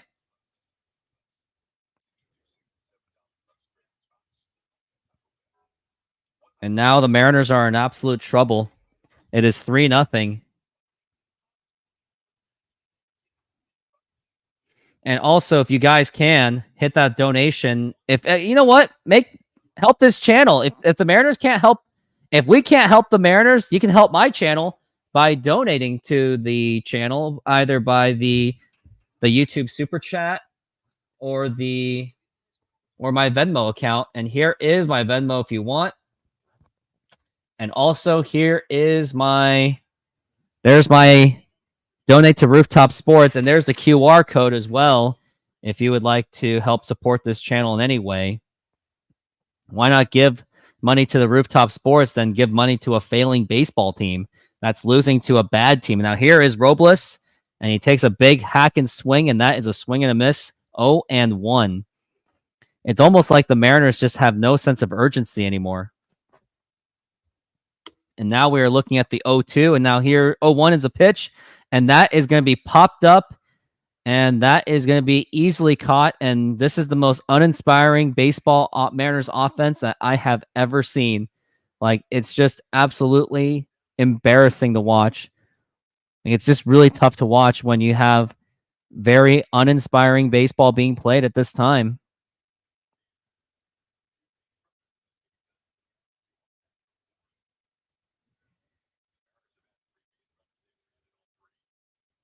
Now the pitch, and that is a ball.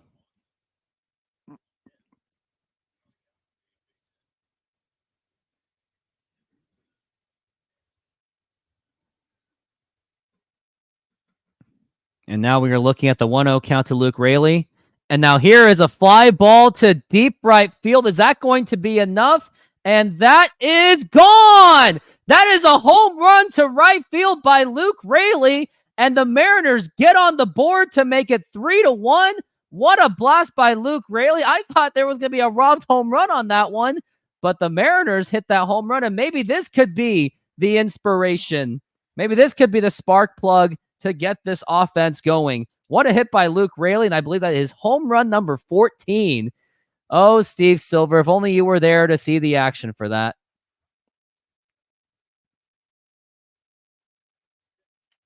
Luke Raley with a home run, and now here is Randy Arozarena, and that is a strike. At least the Mariners put themselves on the board. Oh, yes, Sid Rocks. I see what you did there. Now here's the 0-1. And here's a fly ball right field and foul. That looked really promising. What's with all these near foul ball kind of home runs that the Mariners always do? Randy Arozarena with 2 strikeouts today, not having a good game. He's basically a carbon copy of Julio Rodriguez, batting .219 with 16 home runs and 39 RBIs. And Arozarena is up to a very tough task. 0-2 so far. And now here is the pitch. And that is fouled back, and that we're going to try this again. Randy Arozarena, 23 doubles this season, along with 16 home runs. I can't believe it either, Ryan Hanna. I can't believe it either. And now here is the 0-2 pitch. And now here is a fly ball, and that's not going to get anything done. And it seems that everything's gone back to normal. And now we got 2 outs. And now it's going to be Cal Raleigh, the big dumper. See if he can get anything done.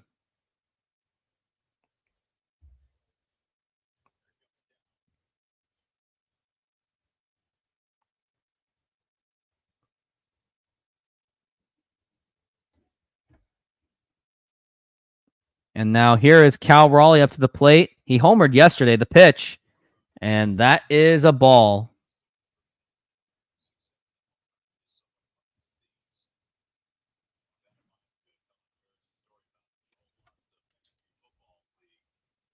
And now he's batting .214 as Cal Raleigh. And now it's a swing and a miss. And that is going to be a 1-1. Awful swing by Cal Raleigh.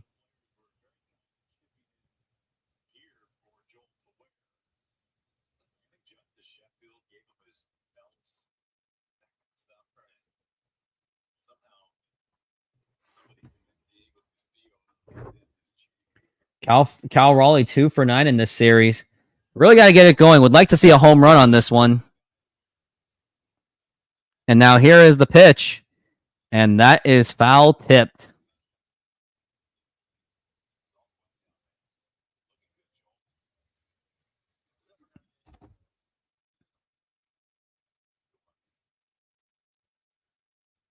And now we're looking at the 1-2 count on Cal Raleigh. And now here's the 1-2 pitch. And that was just right inside. That really should have been a strike. I'm really surprised that was not a strikeout, but I'll take it.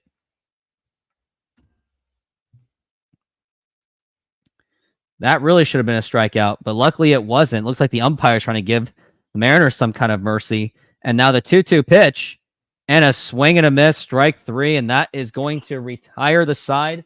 That's really pathetic because that was like literally right down the middle, and Cal Raleigh couldn't even get a barrel or even a tick on that. Absolutely frustrating. We go to top of the 7th inning. Still, it's now 3-1.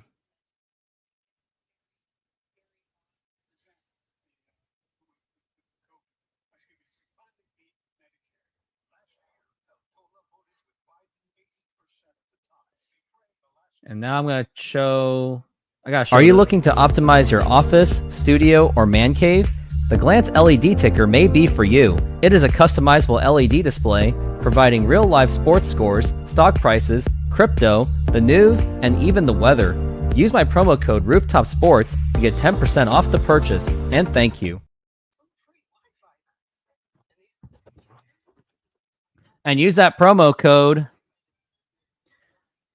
Yeah, use that promo code Rooftop Sports. Get your 10% off by going into the Glance LED.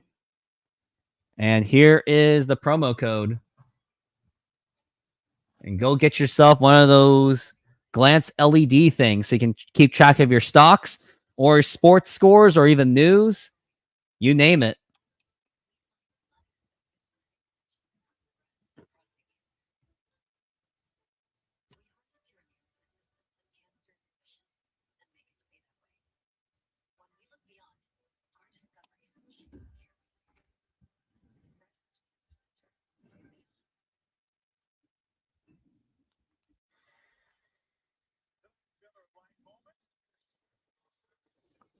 Yeah, they're looking at that Cal Raleigh, reminiscing about it. And now it's 3-1. Mariners have hit a home run in every game in this series.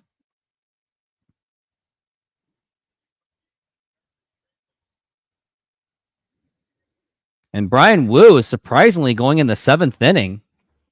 They're really trying to save this bullpen for once. But I would imagine that this is going to be his final inning. Yep, bullpen is definitely warming up.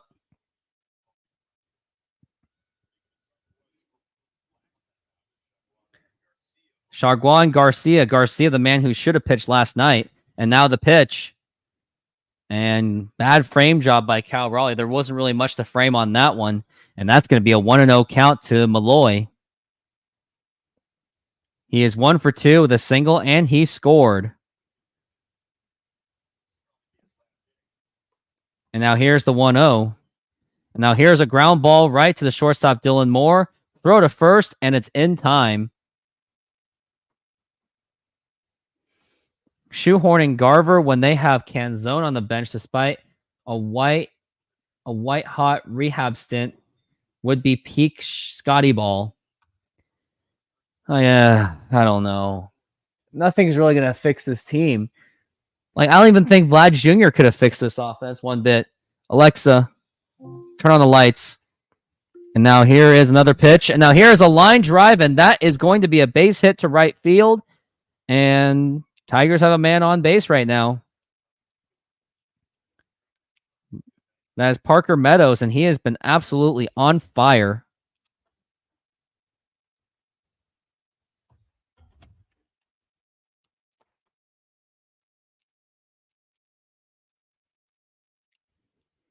Now here is Dylan Dingler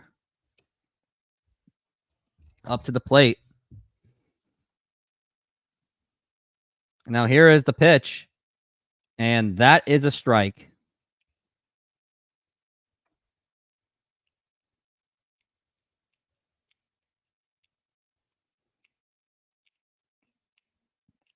We're looking at the 0-1. Parker has a pretty big lead. And the pitch. And that is going to be popped up. It's going into foul territory. Is it playable? And that is caught by Luke Raley, and that's going to be 2 outs. It's the 7th inning, and the sun is still up, and this game has been going relatively pretty quickly.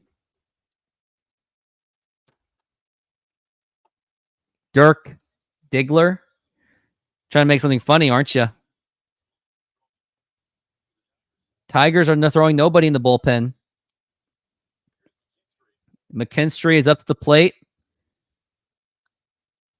And throw to first. Not in time.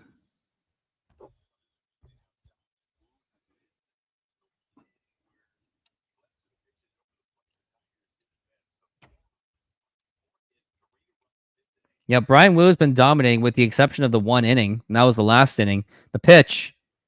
And that is going to be a ball. Looking at a 1-0 count.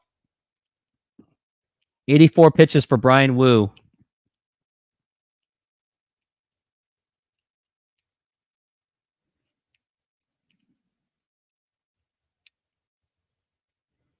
We're looking at the 1-0.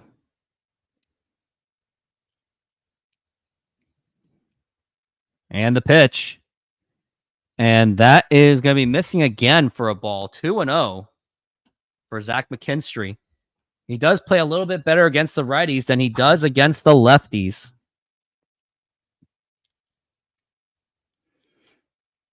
And we're looking at 2-0. And the pitch. And that's going to be a 3-0 count. No full count. 3-0 in some quite of a hole. Just saw a funny tweet from Lookout Landing before today's game. What was the tweet? Now I'm curious what it was. And now here is the pitch. And that is right down the middle for a strike.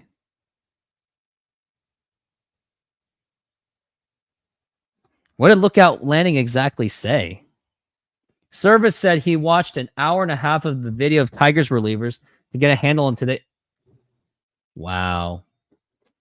The pitch. And that's going to be ball 4. Take your base. It's going to be men on first and second.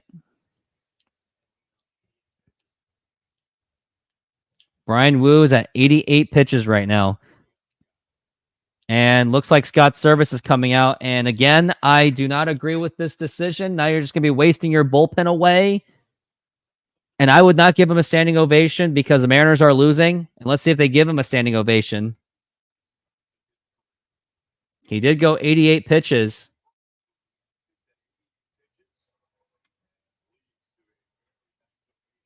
And he gets a nice ovation. For what? Giving up 3 runs?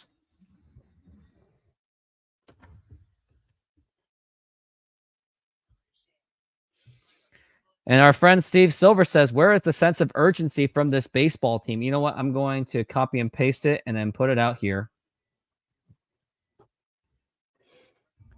Where is the sense of urgency from this baseball team? The Mariners season is slowly slipping away, and Scott Service is acting like they have a 10-game lead in division. The arrogance is like everything.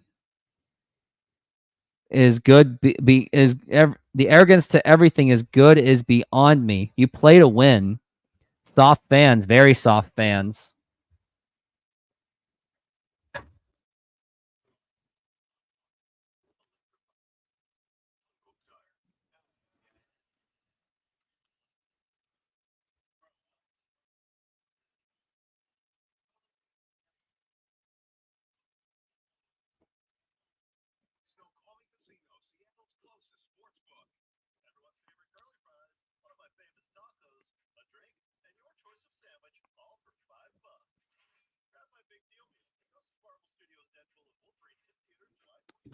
Yep, definitely soft fans, which is a complete understatement.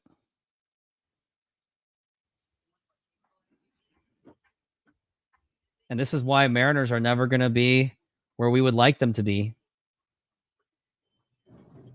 Very soft fans, to say the least.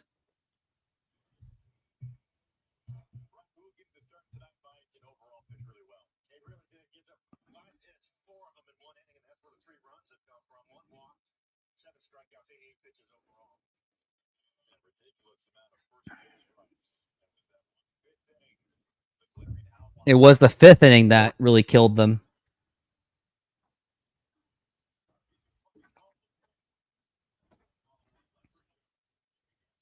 Jimmy Garcia is now back on the mound. Kind of funny that Scott Service said that he was not going to use him for like if they're not tied or leading, but yet he uses them anyway. Funny thing. And now here's the pitch from Garcia, and that is a swing and a miss, strike one.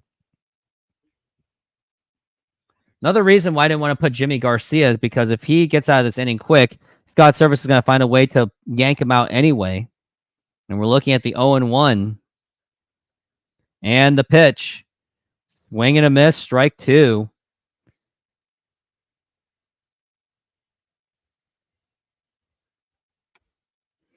It's because he's burned all the low leverage guys in the past two games. Yeah, that's true. And we're looking at an 0-2.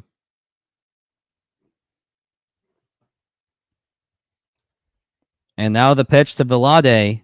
And that's going to be outside for a ball. 1-2.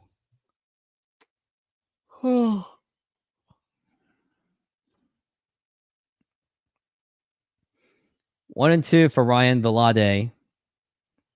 And that is going to be strike three called. And that is going to retire the side. We go to the bottom of the seventh inning. It is stretch time. Time to sing the seventh inning stretch. Take me out to the ball game. Take me out to the crowd. Buy me some peanuts and Cracker Jacks. I don't care if I ever get back, so let's root for the Mariners. If they don't win, it's a shame. It would be a shame because that means they get swept. For it's 1, 2, 3 strikes, you're out at the old ball game. Oh, boy. Mariners are playing like absolute ass. Makes me want to just play a commercial. What should I play? SeatGeek is a mobile ticketing app for sporting events, concerts, and other events. They make the buying experience easier by the app ranking each ticket from 0 to 10 to see if you are getting a good deal, and you can see exactly where you are sitting. I regularly use that app, and I have had nothing but a fantastic experience with SeatGeek. Use my promo code RooftopSports to get $20 off of your first purchase. Link to the code, app, and website will be in the description, so take advantage, and thank you. Yep, take advantage of that. Use that promo code RooftopSports for your $20 off. And now we are back from the break.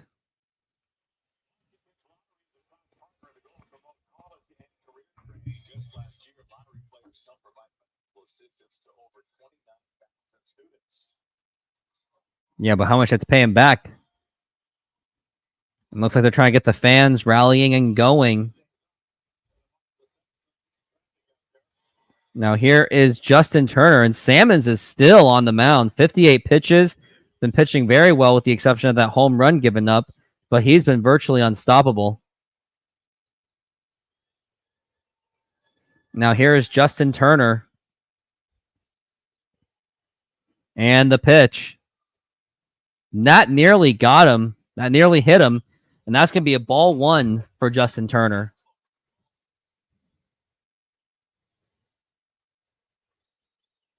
And we're looking at the 1-0, and now here is the pitch. And a check swing, and that's going to be caught. That should warrant boos. There's a horrible swing by Justin Turner. Jorge Polanco is now up to the plate. I hated that swing. These check swings are just ridiculous.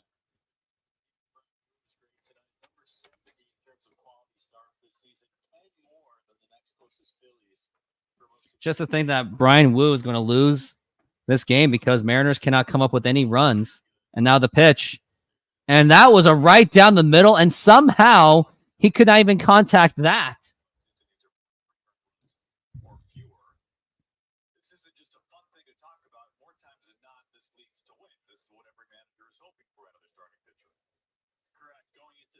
And now here's the pitch. And that is a foul ball, already down to strike two.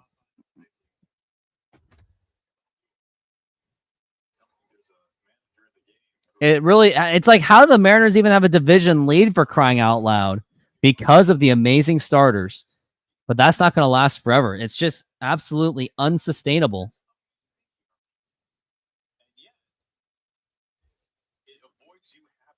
The 0-2. And we're looking at the 1-2 count for Jorge Polanco. Jorge Polanco is 1 for 9 in this series. I mean, can we just give Ryan Bliss a chance, please? And now the 1-2. And now here's a ground ball, very lackluster swing. The throw to first. And that it gets away. And Jorge Polanco trips, and now he is shaken up. Is he hurt? He's got knee issues, that's for sure. I wonder if Ryan Bliss is going to be the pinch hitter or pinch runner. Yeah, he just slipped like an idiot, that's all.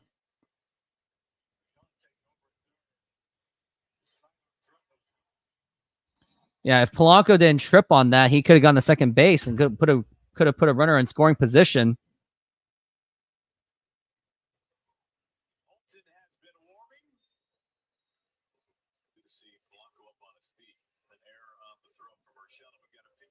Yeah, Polanco did trip.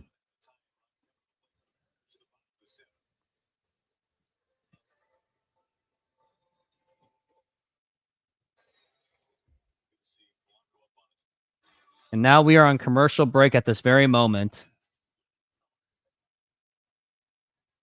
SoFi is an online bank and a personal financing company offering financial diverse products. They hold the naming rights to the home of the Los Angeles Rams and the Los Angeles Chargers, named SoFi Stadium. They offer amazing checking and savings accounts where you can get up to 4.6% on savings accounts. There are no monthly fees to maintain the accounts, and they have over 55,000 no-fee ATMs around the United States. You even have access to a budgeting program, stock trading, and insurance programs. Join SoFi and get $25 for joining and or $25 for opening a stock trading account. Links are available in the description. And thank you. And lastly, I am not a financial advisor, so either find a professional financial advisor or go with your own gut. Yep, and that's your opportunity to get $25 for opening a SoFi banking account or a SoFi stock trading account. So take advantage of that.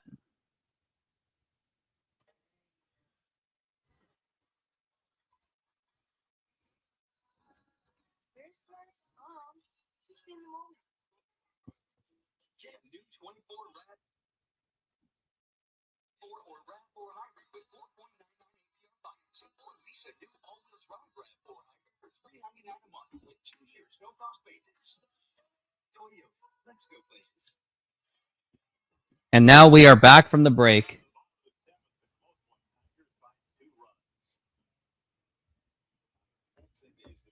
Tyler Holton is now in the coming from the bullpen.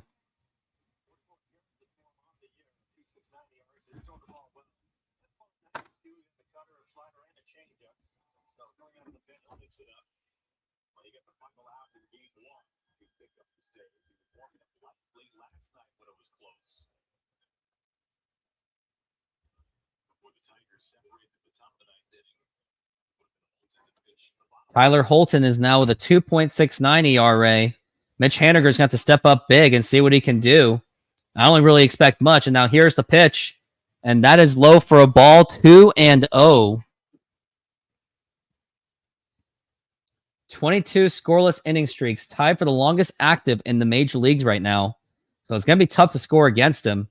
Hopefully the Mariners can break that. And now here's the 2-0. And now here's a ground ball, going to be a double play ball, throw to second, throw to first. And that is in time for the double play.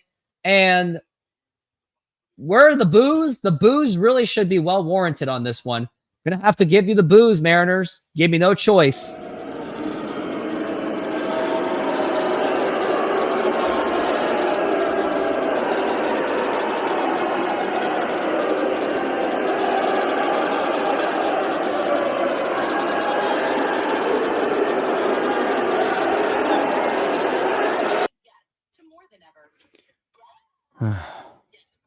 It's not even so much it's frustrating, it's just getting more funny at this point.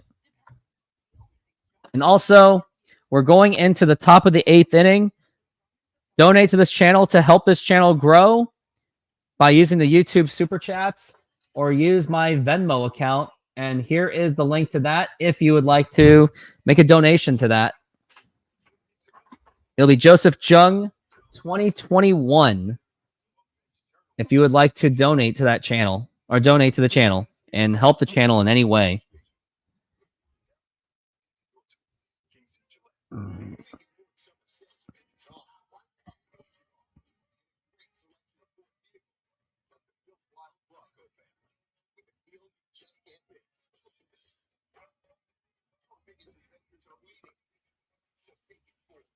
Financial advice first. What kind of financial advice do you want?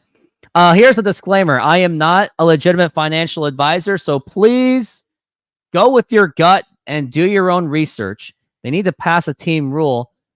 Do not swing at 2-0. You're just helping the pitcher out to make him throw you a strike, I guess.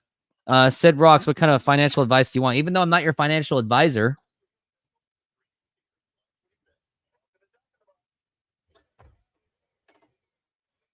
And now we are back from the break.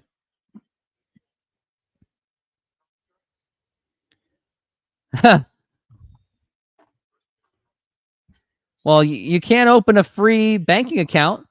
Oh, yes. They got Garcia still on the mound. Good. And here's Wenzel Perez, the pitch, and a swing and a miss, strike 2. I hate when people say baseball is baseball. It doesn't matter. You got to beat bad teams. You got to beat the bad teams. And we're looking at the 0-2 for Wenzel Perez. And now the pitch. And that is outside for a ball, 1-2.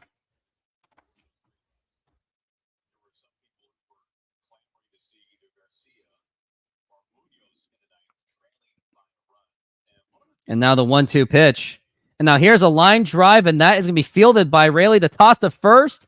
And that is in time, and we got 1 out. Also, I hated it when Scott Service was like, oh, yeah, it's just baseball. It happens. There's nothing we can really do about it. I'm sorry. It just didn't work out. It's just what it is. What he does. Such a wuss. He is not a leader.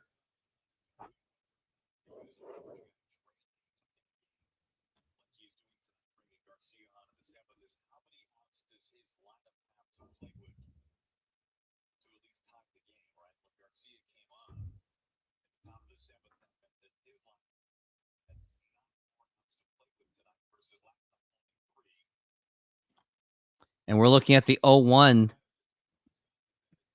and the pitch. And now here is a fly ball to left field, and Arozarena is there. And he makes the catch, and that is going to be 2 outs.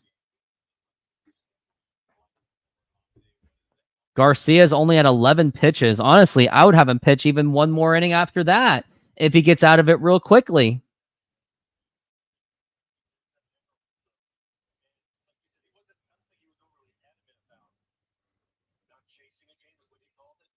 Yeah, not chasing a game. That was a really stupid thing to say. Yeah, they're sounding very condescending about it. Yeah, Dustin, I'm hearing it right now myself. Gio Urshela has taken over. And now the 1-0 pitch. And that is a foul ball, strike 1.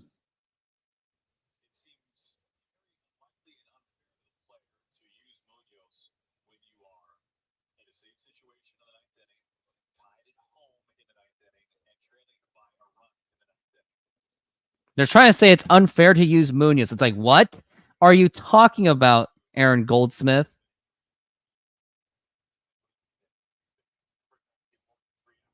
What in the world is Aaron Goldsmith saying? It's not fair. It's just frustrating. This offense was so good for a week. That's all we deserve. Yep.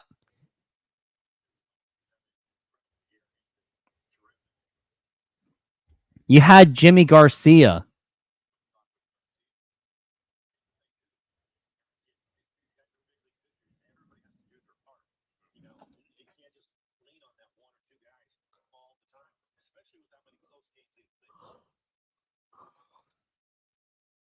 And now the 1-2.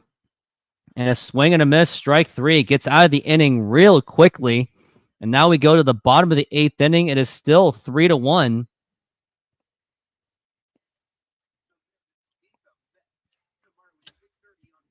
Oh boy, Mariners are meeting the Mets. What they do?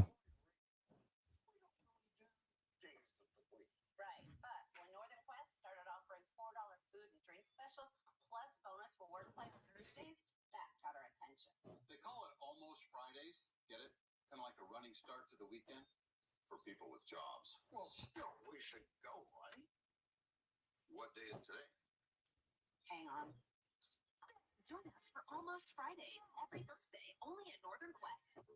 Sure, I've never surfed before, but if I don't get all this, technically I'm not getting miles. And if I'm not getting miles, then my flight to Maui won't be covered. So by getting the Ultra Surf package, I'm actually one step closer to going pro.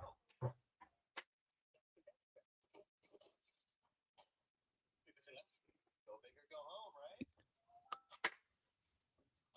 Huh. When you buy tires at Love, you're getting more than just tires. You're getting America's best tire. What did you think about Turner and Randy so far? And did you know the White Sox hired Grady Sizemore from Everett? He went to my high school. Yeah, he did. Gray Sizemore? Didn't you mean Grady Sizemore, like former Indians guy? Is that who you were talking about? Nobody stands by their tires like Les Schwab. Get more from less.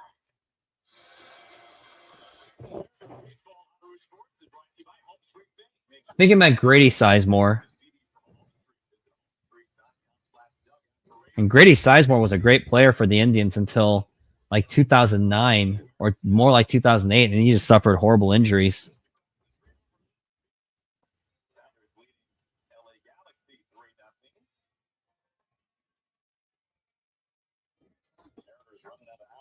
Yeah, they are. Well, are you serious? Mitch Garver? Mitch Garver is batting. What? Oh, because lefty-righty matchups. Yeah, that's going to work. And now he's unbooable because of the stupid death threats he got. No, he still deserves the boos. The pitch. And that is a strike. 1-1. This is just really bad decision-making by Scott Service once again. This is why he should be fired. The 1-1. And now here's a line drive, and that is actually going to be a base hit. And now we got a man on first base for Mitch Garver.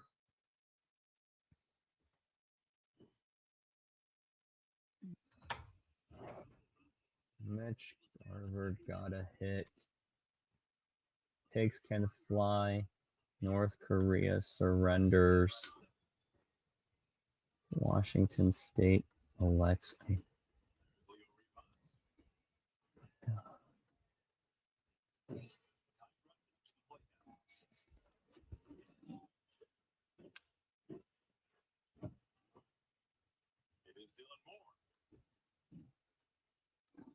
Now here's Dylan Moore, and that is a foul ball.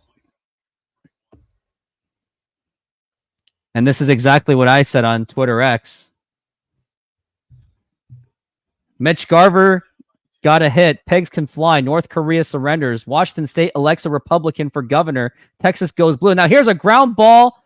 Double freaking play.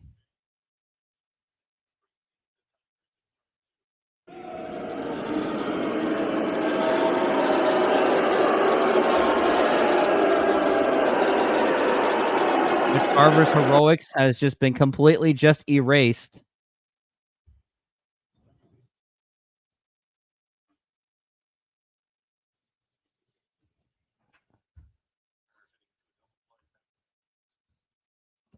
And now here's the pitch to Robles. And just these ridiculous swings. And you just think that the sense of urgency is just gone. The only thing going is that I have a lot of people in my show right now. And now here's the 0-1. And that's going to be popped up. And that's obviously not going to get it done. Second baseman is there. And that will retire the side. Who independent is running for governor in Washington? It's going to be Ferguson. We all know that. Ferguson's going to win. Riker has no chance. Sammy Bird wouldn't have had a chance either. It's going to be Ferguson. He doesn't even have to show up to anything, and he'll win.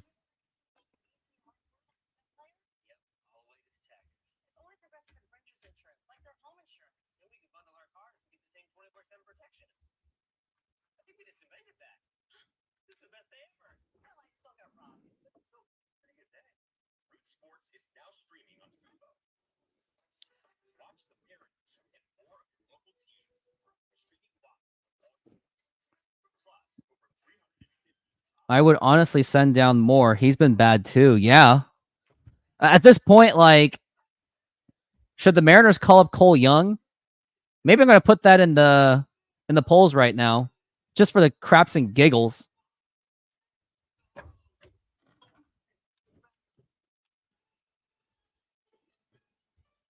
All right, making a poll for you guys. Answer the polls. We'll get the results by the end of this game. And also, donate to my channel. Use that YouTube super chat or donate to my Venmo account, which is right over here.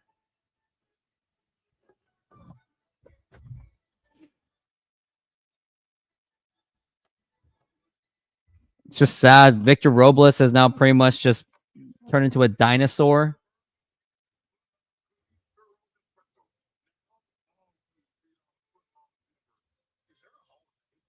I finally saw that home run robbery last night. Sick catch. It really was.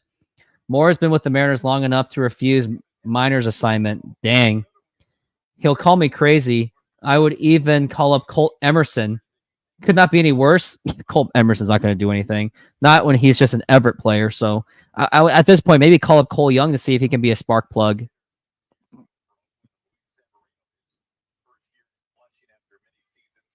Bryce Miller, Logan Gilbert, and George Kirby. I don't know. Or no, I think Bryce Miller, Luis Castillo, and George Kirby. And now here's the pitch from Chargois. And that is a swing and a miss. Strike one.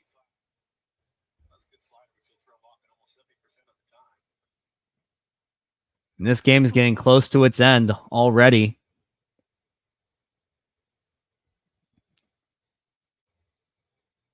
And now here's the pitch. And that's going to be low for a ball.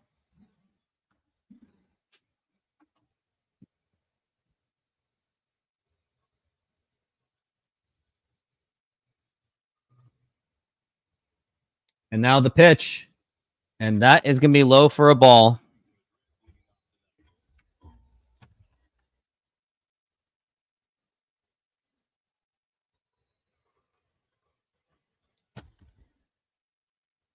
And now the pitch. Swing and a miss. Strike two.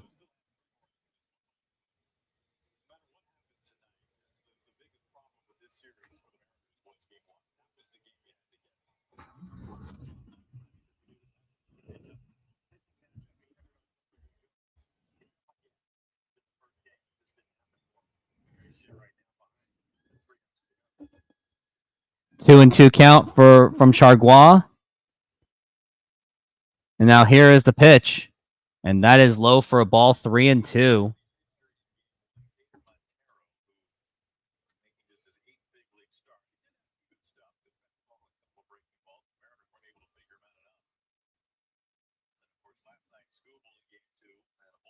And now the 3-2. And strike three called. And that is going to be one out.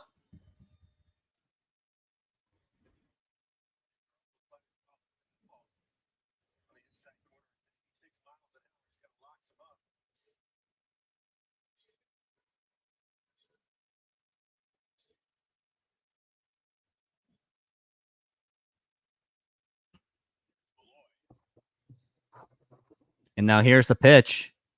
And that is a strike.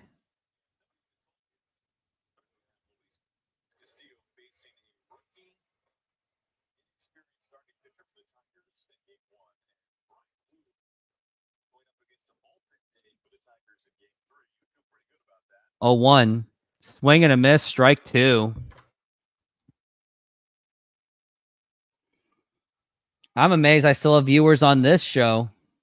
Ryan Hanna.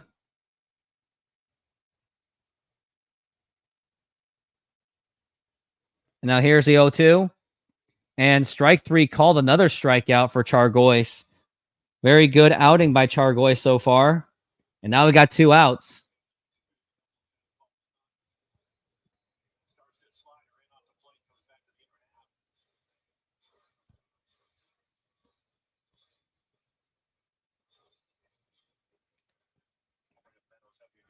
Yeah, the Root Sports guys are really getting on my nerves.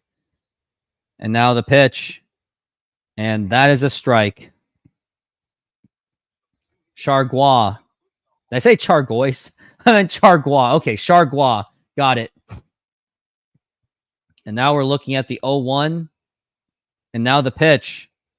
And Kevin Kirby, I don't think going back to Chicago is going to be enough. Parker Meadows is 2 for 3 with a double and a single. And now we are looking at the 1-1. Swing and a miss, strike 2.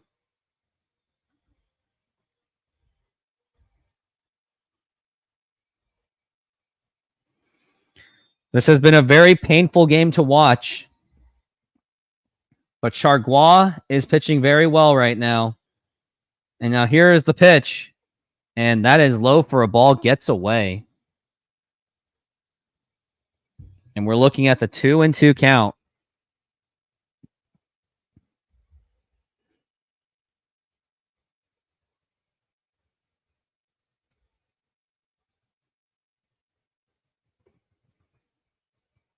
And now the 2-2 pitch. And now here's a ground ball right to Chargois. Toss to first, and that is in time. An easy 1-2-3 inning for Mariners bullpen. Due up next is Luke Raley, Randy Arozarena, and Cal Raleigh. Wonder how this is going to end. It's going to end real badly. It's going to be a disaster, I can tell you that. Oh, boy. The legendary part of the 21 team, yep. The 21 team should have made the playoffs, and it would have been done if they just didn't trade Kendall Graveman.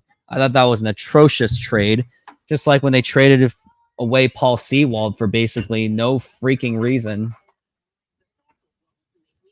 Nothing beats Electra. It's the fastest, non-drowsy, 24-hour allergy relief.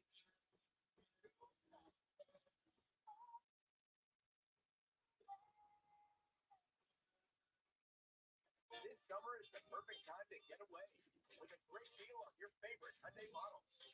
All backed by America's best warranty, plus 3 years or 36,000 miles of complimentary maintenance. Add more joy to your journey. Hurry into the Hyundai Getaway sales. How do you feel about rushing people back from injury when you're desperate? I don't know. Julio's not really going to run much. So he's just going to try to kill the ball every time. I don't know what to do at this point. This is why this is so bad. They were a couple games away from being the playoffs past 3 years in a row, and then this year. Yep, they do it again. And then it's going to be called a, quote, amazing season once again. And yet, the fact that Scott Service has been nominated Manager of the Year twice in his career is unbelievable. He never should have been nominated in the first place.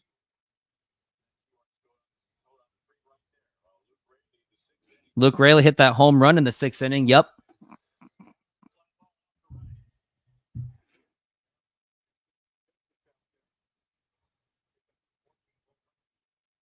And now here's Luke Raley going against the lefty. Surprised he didn't get pinch hit. Because if Mitch Garver didn't pinch hit earlier, Mitch Garver would have hit that one. Or try to hit that one at least. Luke Raley is 1 for 2 with a home run and a walk. And the 0-1. And that is a foul ball. 0-2 so far for Luke Raley.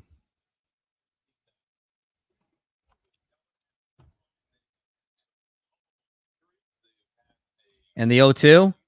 And the foul ball. Is that going to roll? That is going to roll. And that's going to be a base hit for Luke Raley.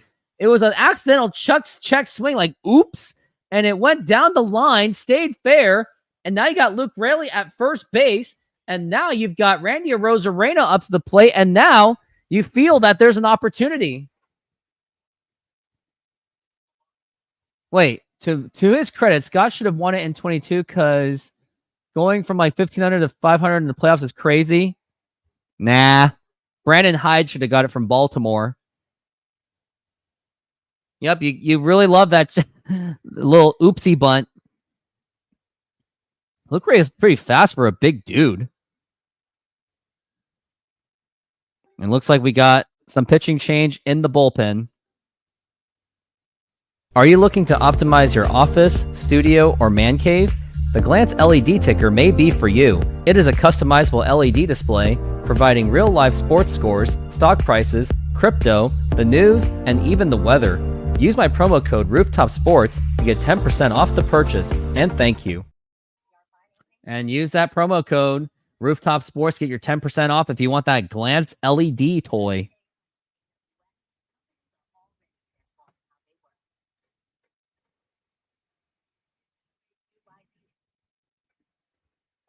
And turn experiments into reality. AWS is the easiest way to get up and running. So you can quickly build and scale. Got 10 viewers so far. Could use some more, if you ask me. Got 77 views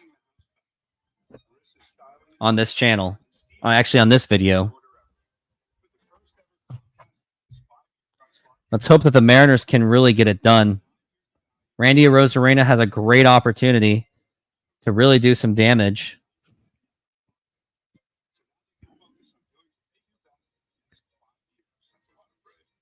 I mean, for the ad, I just got what I got. I just used their clips, so. And now we are going into the Mariners have the tying run at first base, the tying run at the plate right now. And that is Randy Arozarena. Will Vest. He's a hard-throwing right-hander with a 2.84 ERA. And now here is Randy Arozarena up to the plate, and here it is. And that is going to be a ball. Abraham says, go Astros. Yeah. Randy Arozarena is 0 for 3. And now here's the pitch. Low for a ball, 2-0 for Randy Arozarena.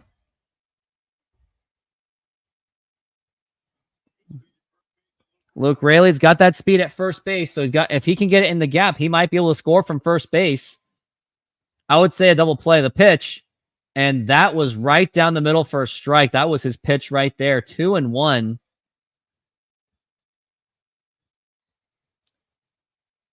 He has 2 strikeouts, so he is 0 for 3 at this point. 2 for 9 in this series at Arozarena, and that's going to be inside for a ball, 3-1.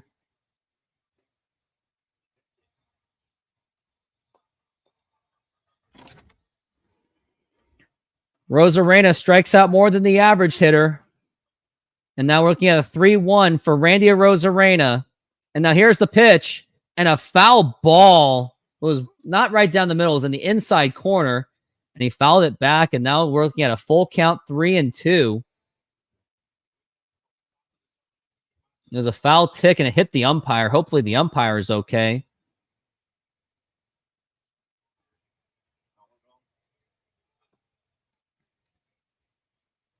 And now we're looking at Randy Arozarena. We're looking at the 3-2. And now here's the count. And now here is a line drive, and that is going to drop in for a base hit. You got Luke Raley going to third base, and there is no throw to third. And you got Randy Arozarena at first base, and you got the tying run at first. Runners on first and third with nobody out. This is a big opportunity for the Mariners to really make this happen. Now you got Cal Raleigh up to the plate. This is Cal Raleigh's time. Would love to see a 3-run home run because that would be the game winner. And let's see if that does happen. Randy Arozarena keeps running so fast that his helmet keeps falling off. Kind of funny. Yeah, let's go, Mariners. Let's keep this going. And now here's the pitch to Cal Raleigh, and that is going to be in there for a strike. You got to get something going. We got to make something happen out of Cal Raleigh, or else you're going to be close to. You're going towards the bottom of your lineup, and the mid part of your lineup isn't even that good either. Cal Raleigh, the cleanup hitter, the pitch, and that is going to be low for a ball. Cal Raleigh 1 for 3 with a single in the fourth. And now we're looking at the 1-1 count. I am not even going to look at the chat box right now. I don't want spoilers. Batted .214 with 24 home runs, 2 for 10 in this series. 1-1, and here's the pitch. And that's going to be a strike, 1-2. It was a slider. Got 9 pitches for Vest. He's a 1-2. Not looking good for this at-bat right now.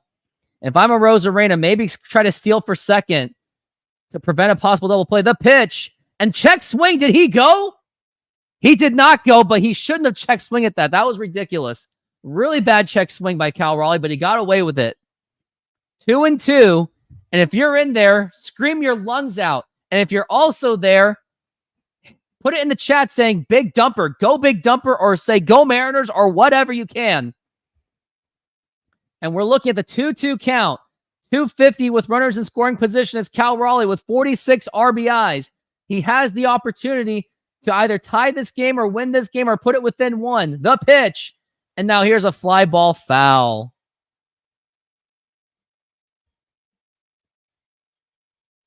Yep, let's go, Cal. Let's keep putting the chats in there. Maybe that will be the encouragement, or give them the "you suck, Cal." Get it out of your butt, or anything. Put any kind of comments to up this engagement.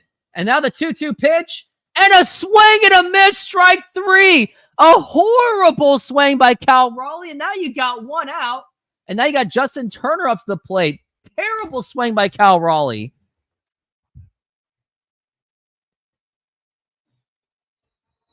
Horrible swing.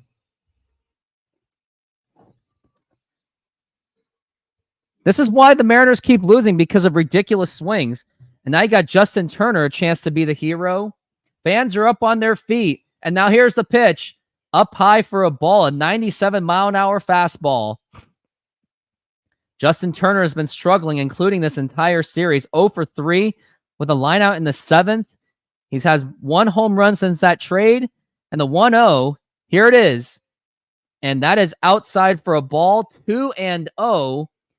And you would wonder who is on deck. It's going to be Jorge Polanco, Mitch Haniger in the hole. Not liking that at all.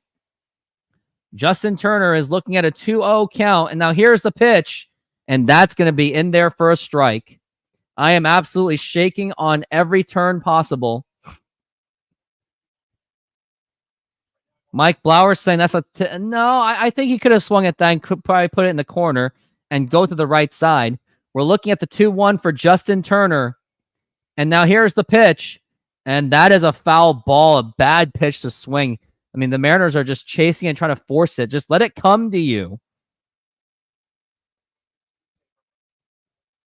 That was a bad swing by Justin Turner. Did not like that. That's not the Justin Turner I would know. 2-2 for Justin Turner. And now we're looking at 2-2 and the pitch. And a swing and a miss. What the hell of a swing was that? Are you serious? It was obviously outside and you swung at that? That is boos. Everyone put the boos in there. Boo!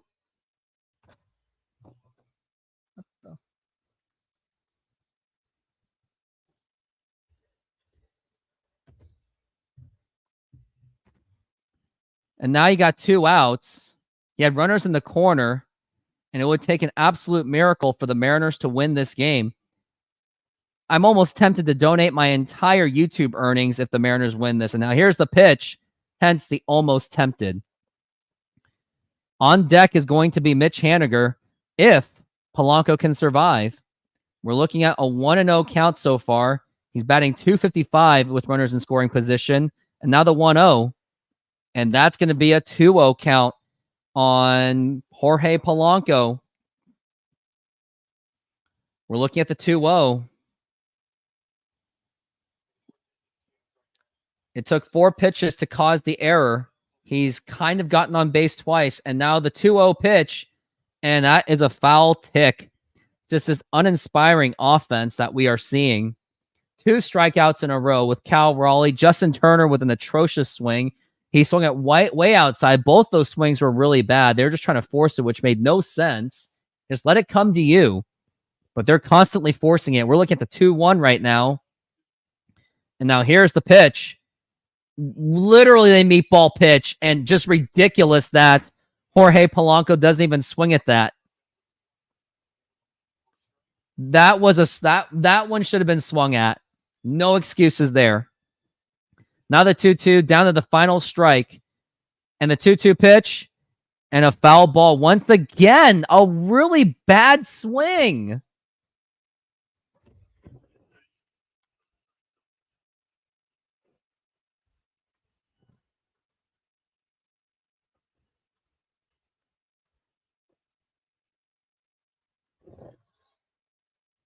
And now we're looking at the 2-2. And now the pitch. Check swing. Did he go? He did not. It's going to be a 3-2 count. They were at 2 outs with 2 men on just a bit ago. Yeah, they were. Just like that. Happened so quickly. Can't even look at the scoreboard. And now the pitch. Low for ball 4. And the bases are loaded for Mitch Haniger. But honestly, does it really freaking matter? No. Because Mitch Haniger is not exactly where he is. He's about maybe only half as better as Ken Griffey Jr. from 2010, if you ask me. Rally shoes? What is this? Mitch Haniger grounded into a double play last time. The manager or the coach of the Tigers is telling him, dude, it's the Mariners. It's Mitch Haniger. Big deal. Calm down. You can pitch up the middle, and he's still just going to foul ticket at best. But Mitch Haniger has 7 walk-offs with the Mariners. It is tied with the most in team history other than Jim Presley. Who would have thought that? Even more than Ken Griffey Jr., which is bizarre.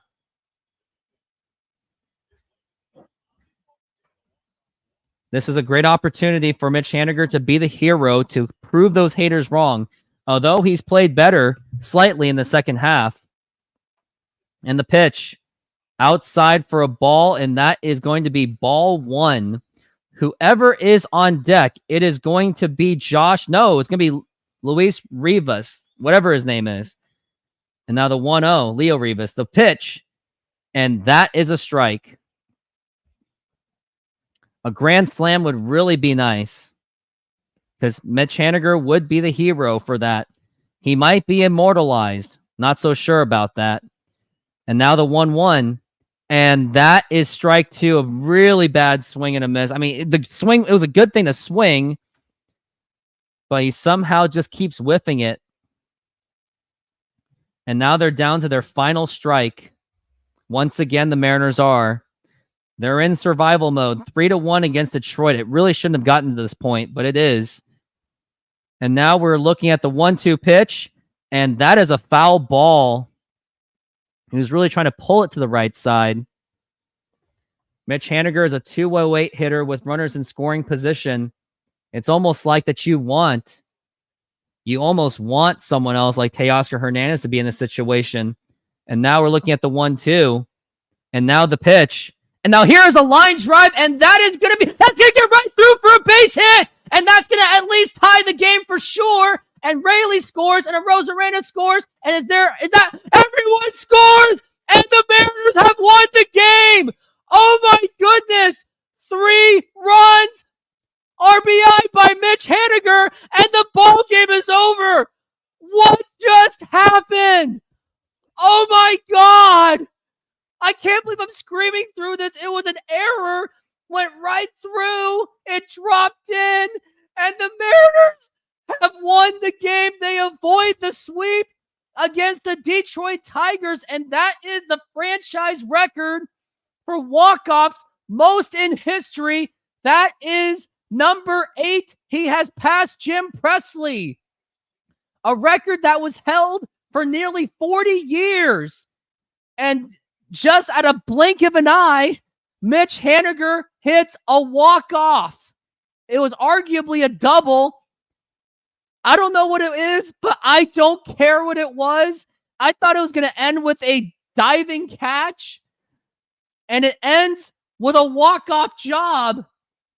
And you knew that everyone was going to run. Ryan Bliss ran all the way, and he was the game-winning scorer. and everyone is on the excitement. That could have been the game winner itself for Detroit. And I can't believe that just happened. Oh my goodness. What just happened? Like, what in the world happened? Can someone explain this to me? What just happened?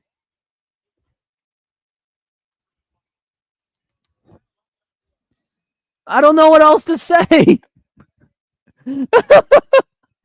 And by the way, the Mariners are tied for the division. Mr. Sticky Mitch for president? Yeah. Let's have him run as an independent, although that's taken by RFK. And Victor Robles just gave Mitch Haniger not only the waters, but also possibly the gum. And yep, Jen Mueller has a little touchy feel on Mitch Haniger. I can't believe that just happened. Like, I'm just in absolute disbelief that this just happened. Oh my God. I cannot believe it. Like, I'm just repeating myself so much. It just went right through and everyone scored. Yes, here, let's talk to Mitch Haniger. Finish this way and just rolling through the weekend. I really hope that you do not downplay this next stat. But Mitch, you have done something more than any other Mariner in the history of the franchise. This was your 8th walk-off hit as a Mariner. What does that mean to you in everything that you've accomplished? It's cool. Love playing here in Seattle. Love you guys. Love you, Mariners fans. And yeah, it's special. And it's always good coming up in the 9th and getting things done. It still feels like you downplayed that one. Go inside and enjoy this one with your teammates, Mitch. Oh boy. I just cannot believe that happened. And by the way, I just ended my poll of should Cole Young be called up? And the results was in 11 votes, 72% of you said yes. And the Mariners just will not die. And they won in spectacular fashion. I cannot believe it. I just cannot believe the Mariners won that way. Oh, man. Can't believe that happened. I don't even want to think about it. I hope this is the turning point of the season. Packers 12, I hope you're right. I really hope so too. A lot of you guys really did tune in. I really do appreciate the engagement.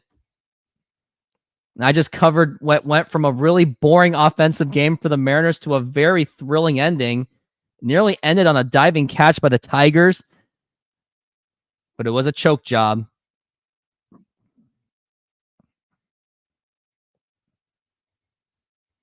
Can't believe that just happened. It was badly timed, and we'll take it. We'll take the Tigers screw-ups. It's almost like the Tigers were about to win. Yeah, how did you not catch that ball? That's got to be an error. They counted it as a base hit. They counted this as a double, actually. But I think I'm going to take off. I really just had to let that all out of my systems. So glad I did. And all of you guys, I just want to say thank you for the engagement. And you were going to blame me for that loss. I told you, I made a disclaimer, Sid Rocks, that I am not a legitimate financial advisor. Go with your own dang gut. But anyways, I'm calling it for the night. I got to roll. What an amazing victory it was. I just got to go. And everyone, I just want to say thank you for being part of the show. Keep this going. I want to do this for many years to go. I love the Mariners, even though when I say I hate them at times. I don't know. But thank you for being part of the stream. And if you can do me one last favor, hit the like button, subscribe, hit that notification, and donate to this channel by the YouTube super chats. Or better yet, here is my Venmo. Donate however much you like or as little as you like. But that's going to be it. Everyone, have a good night and go.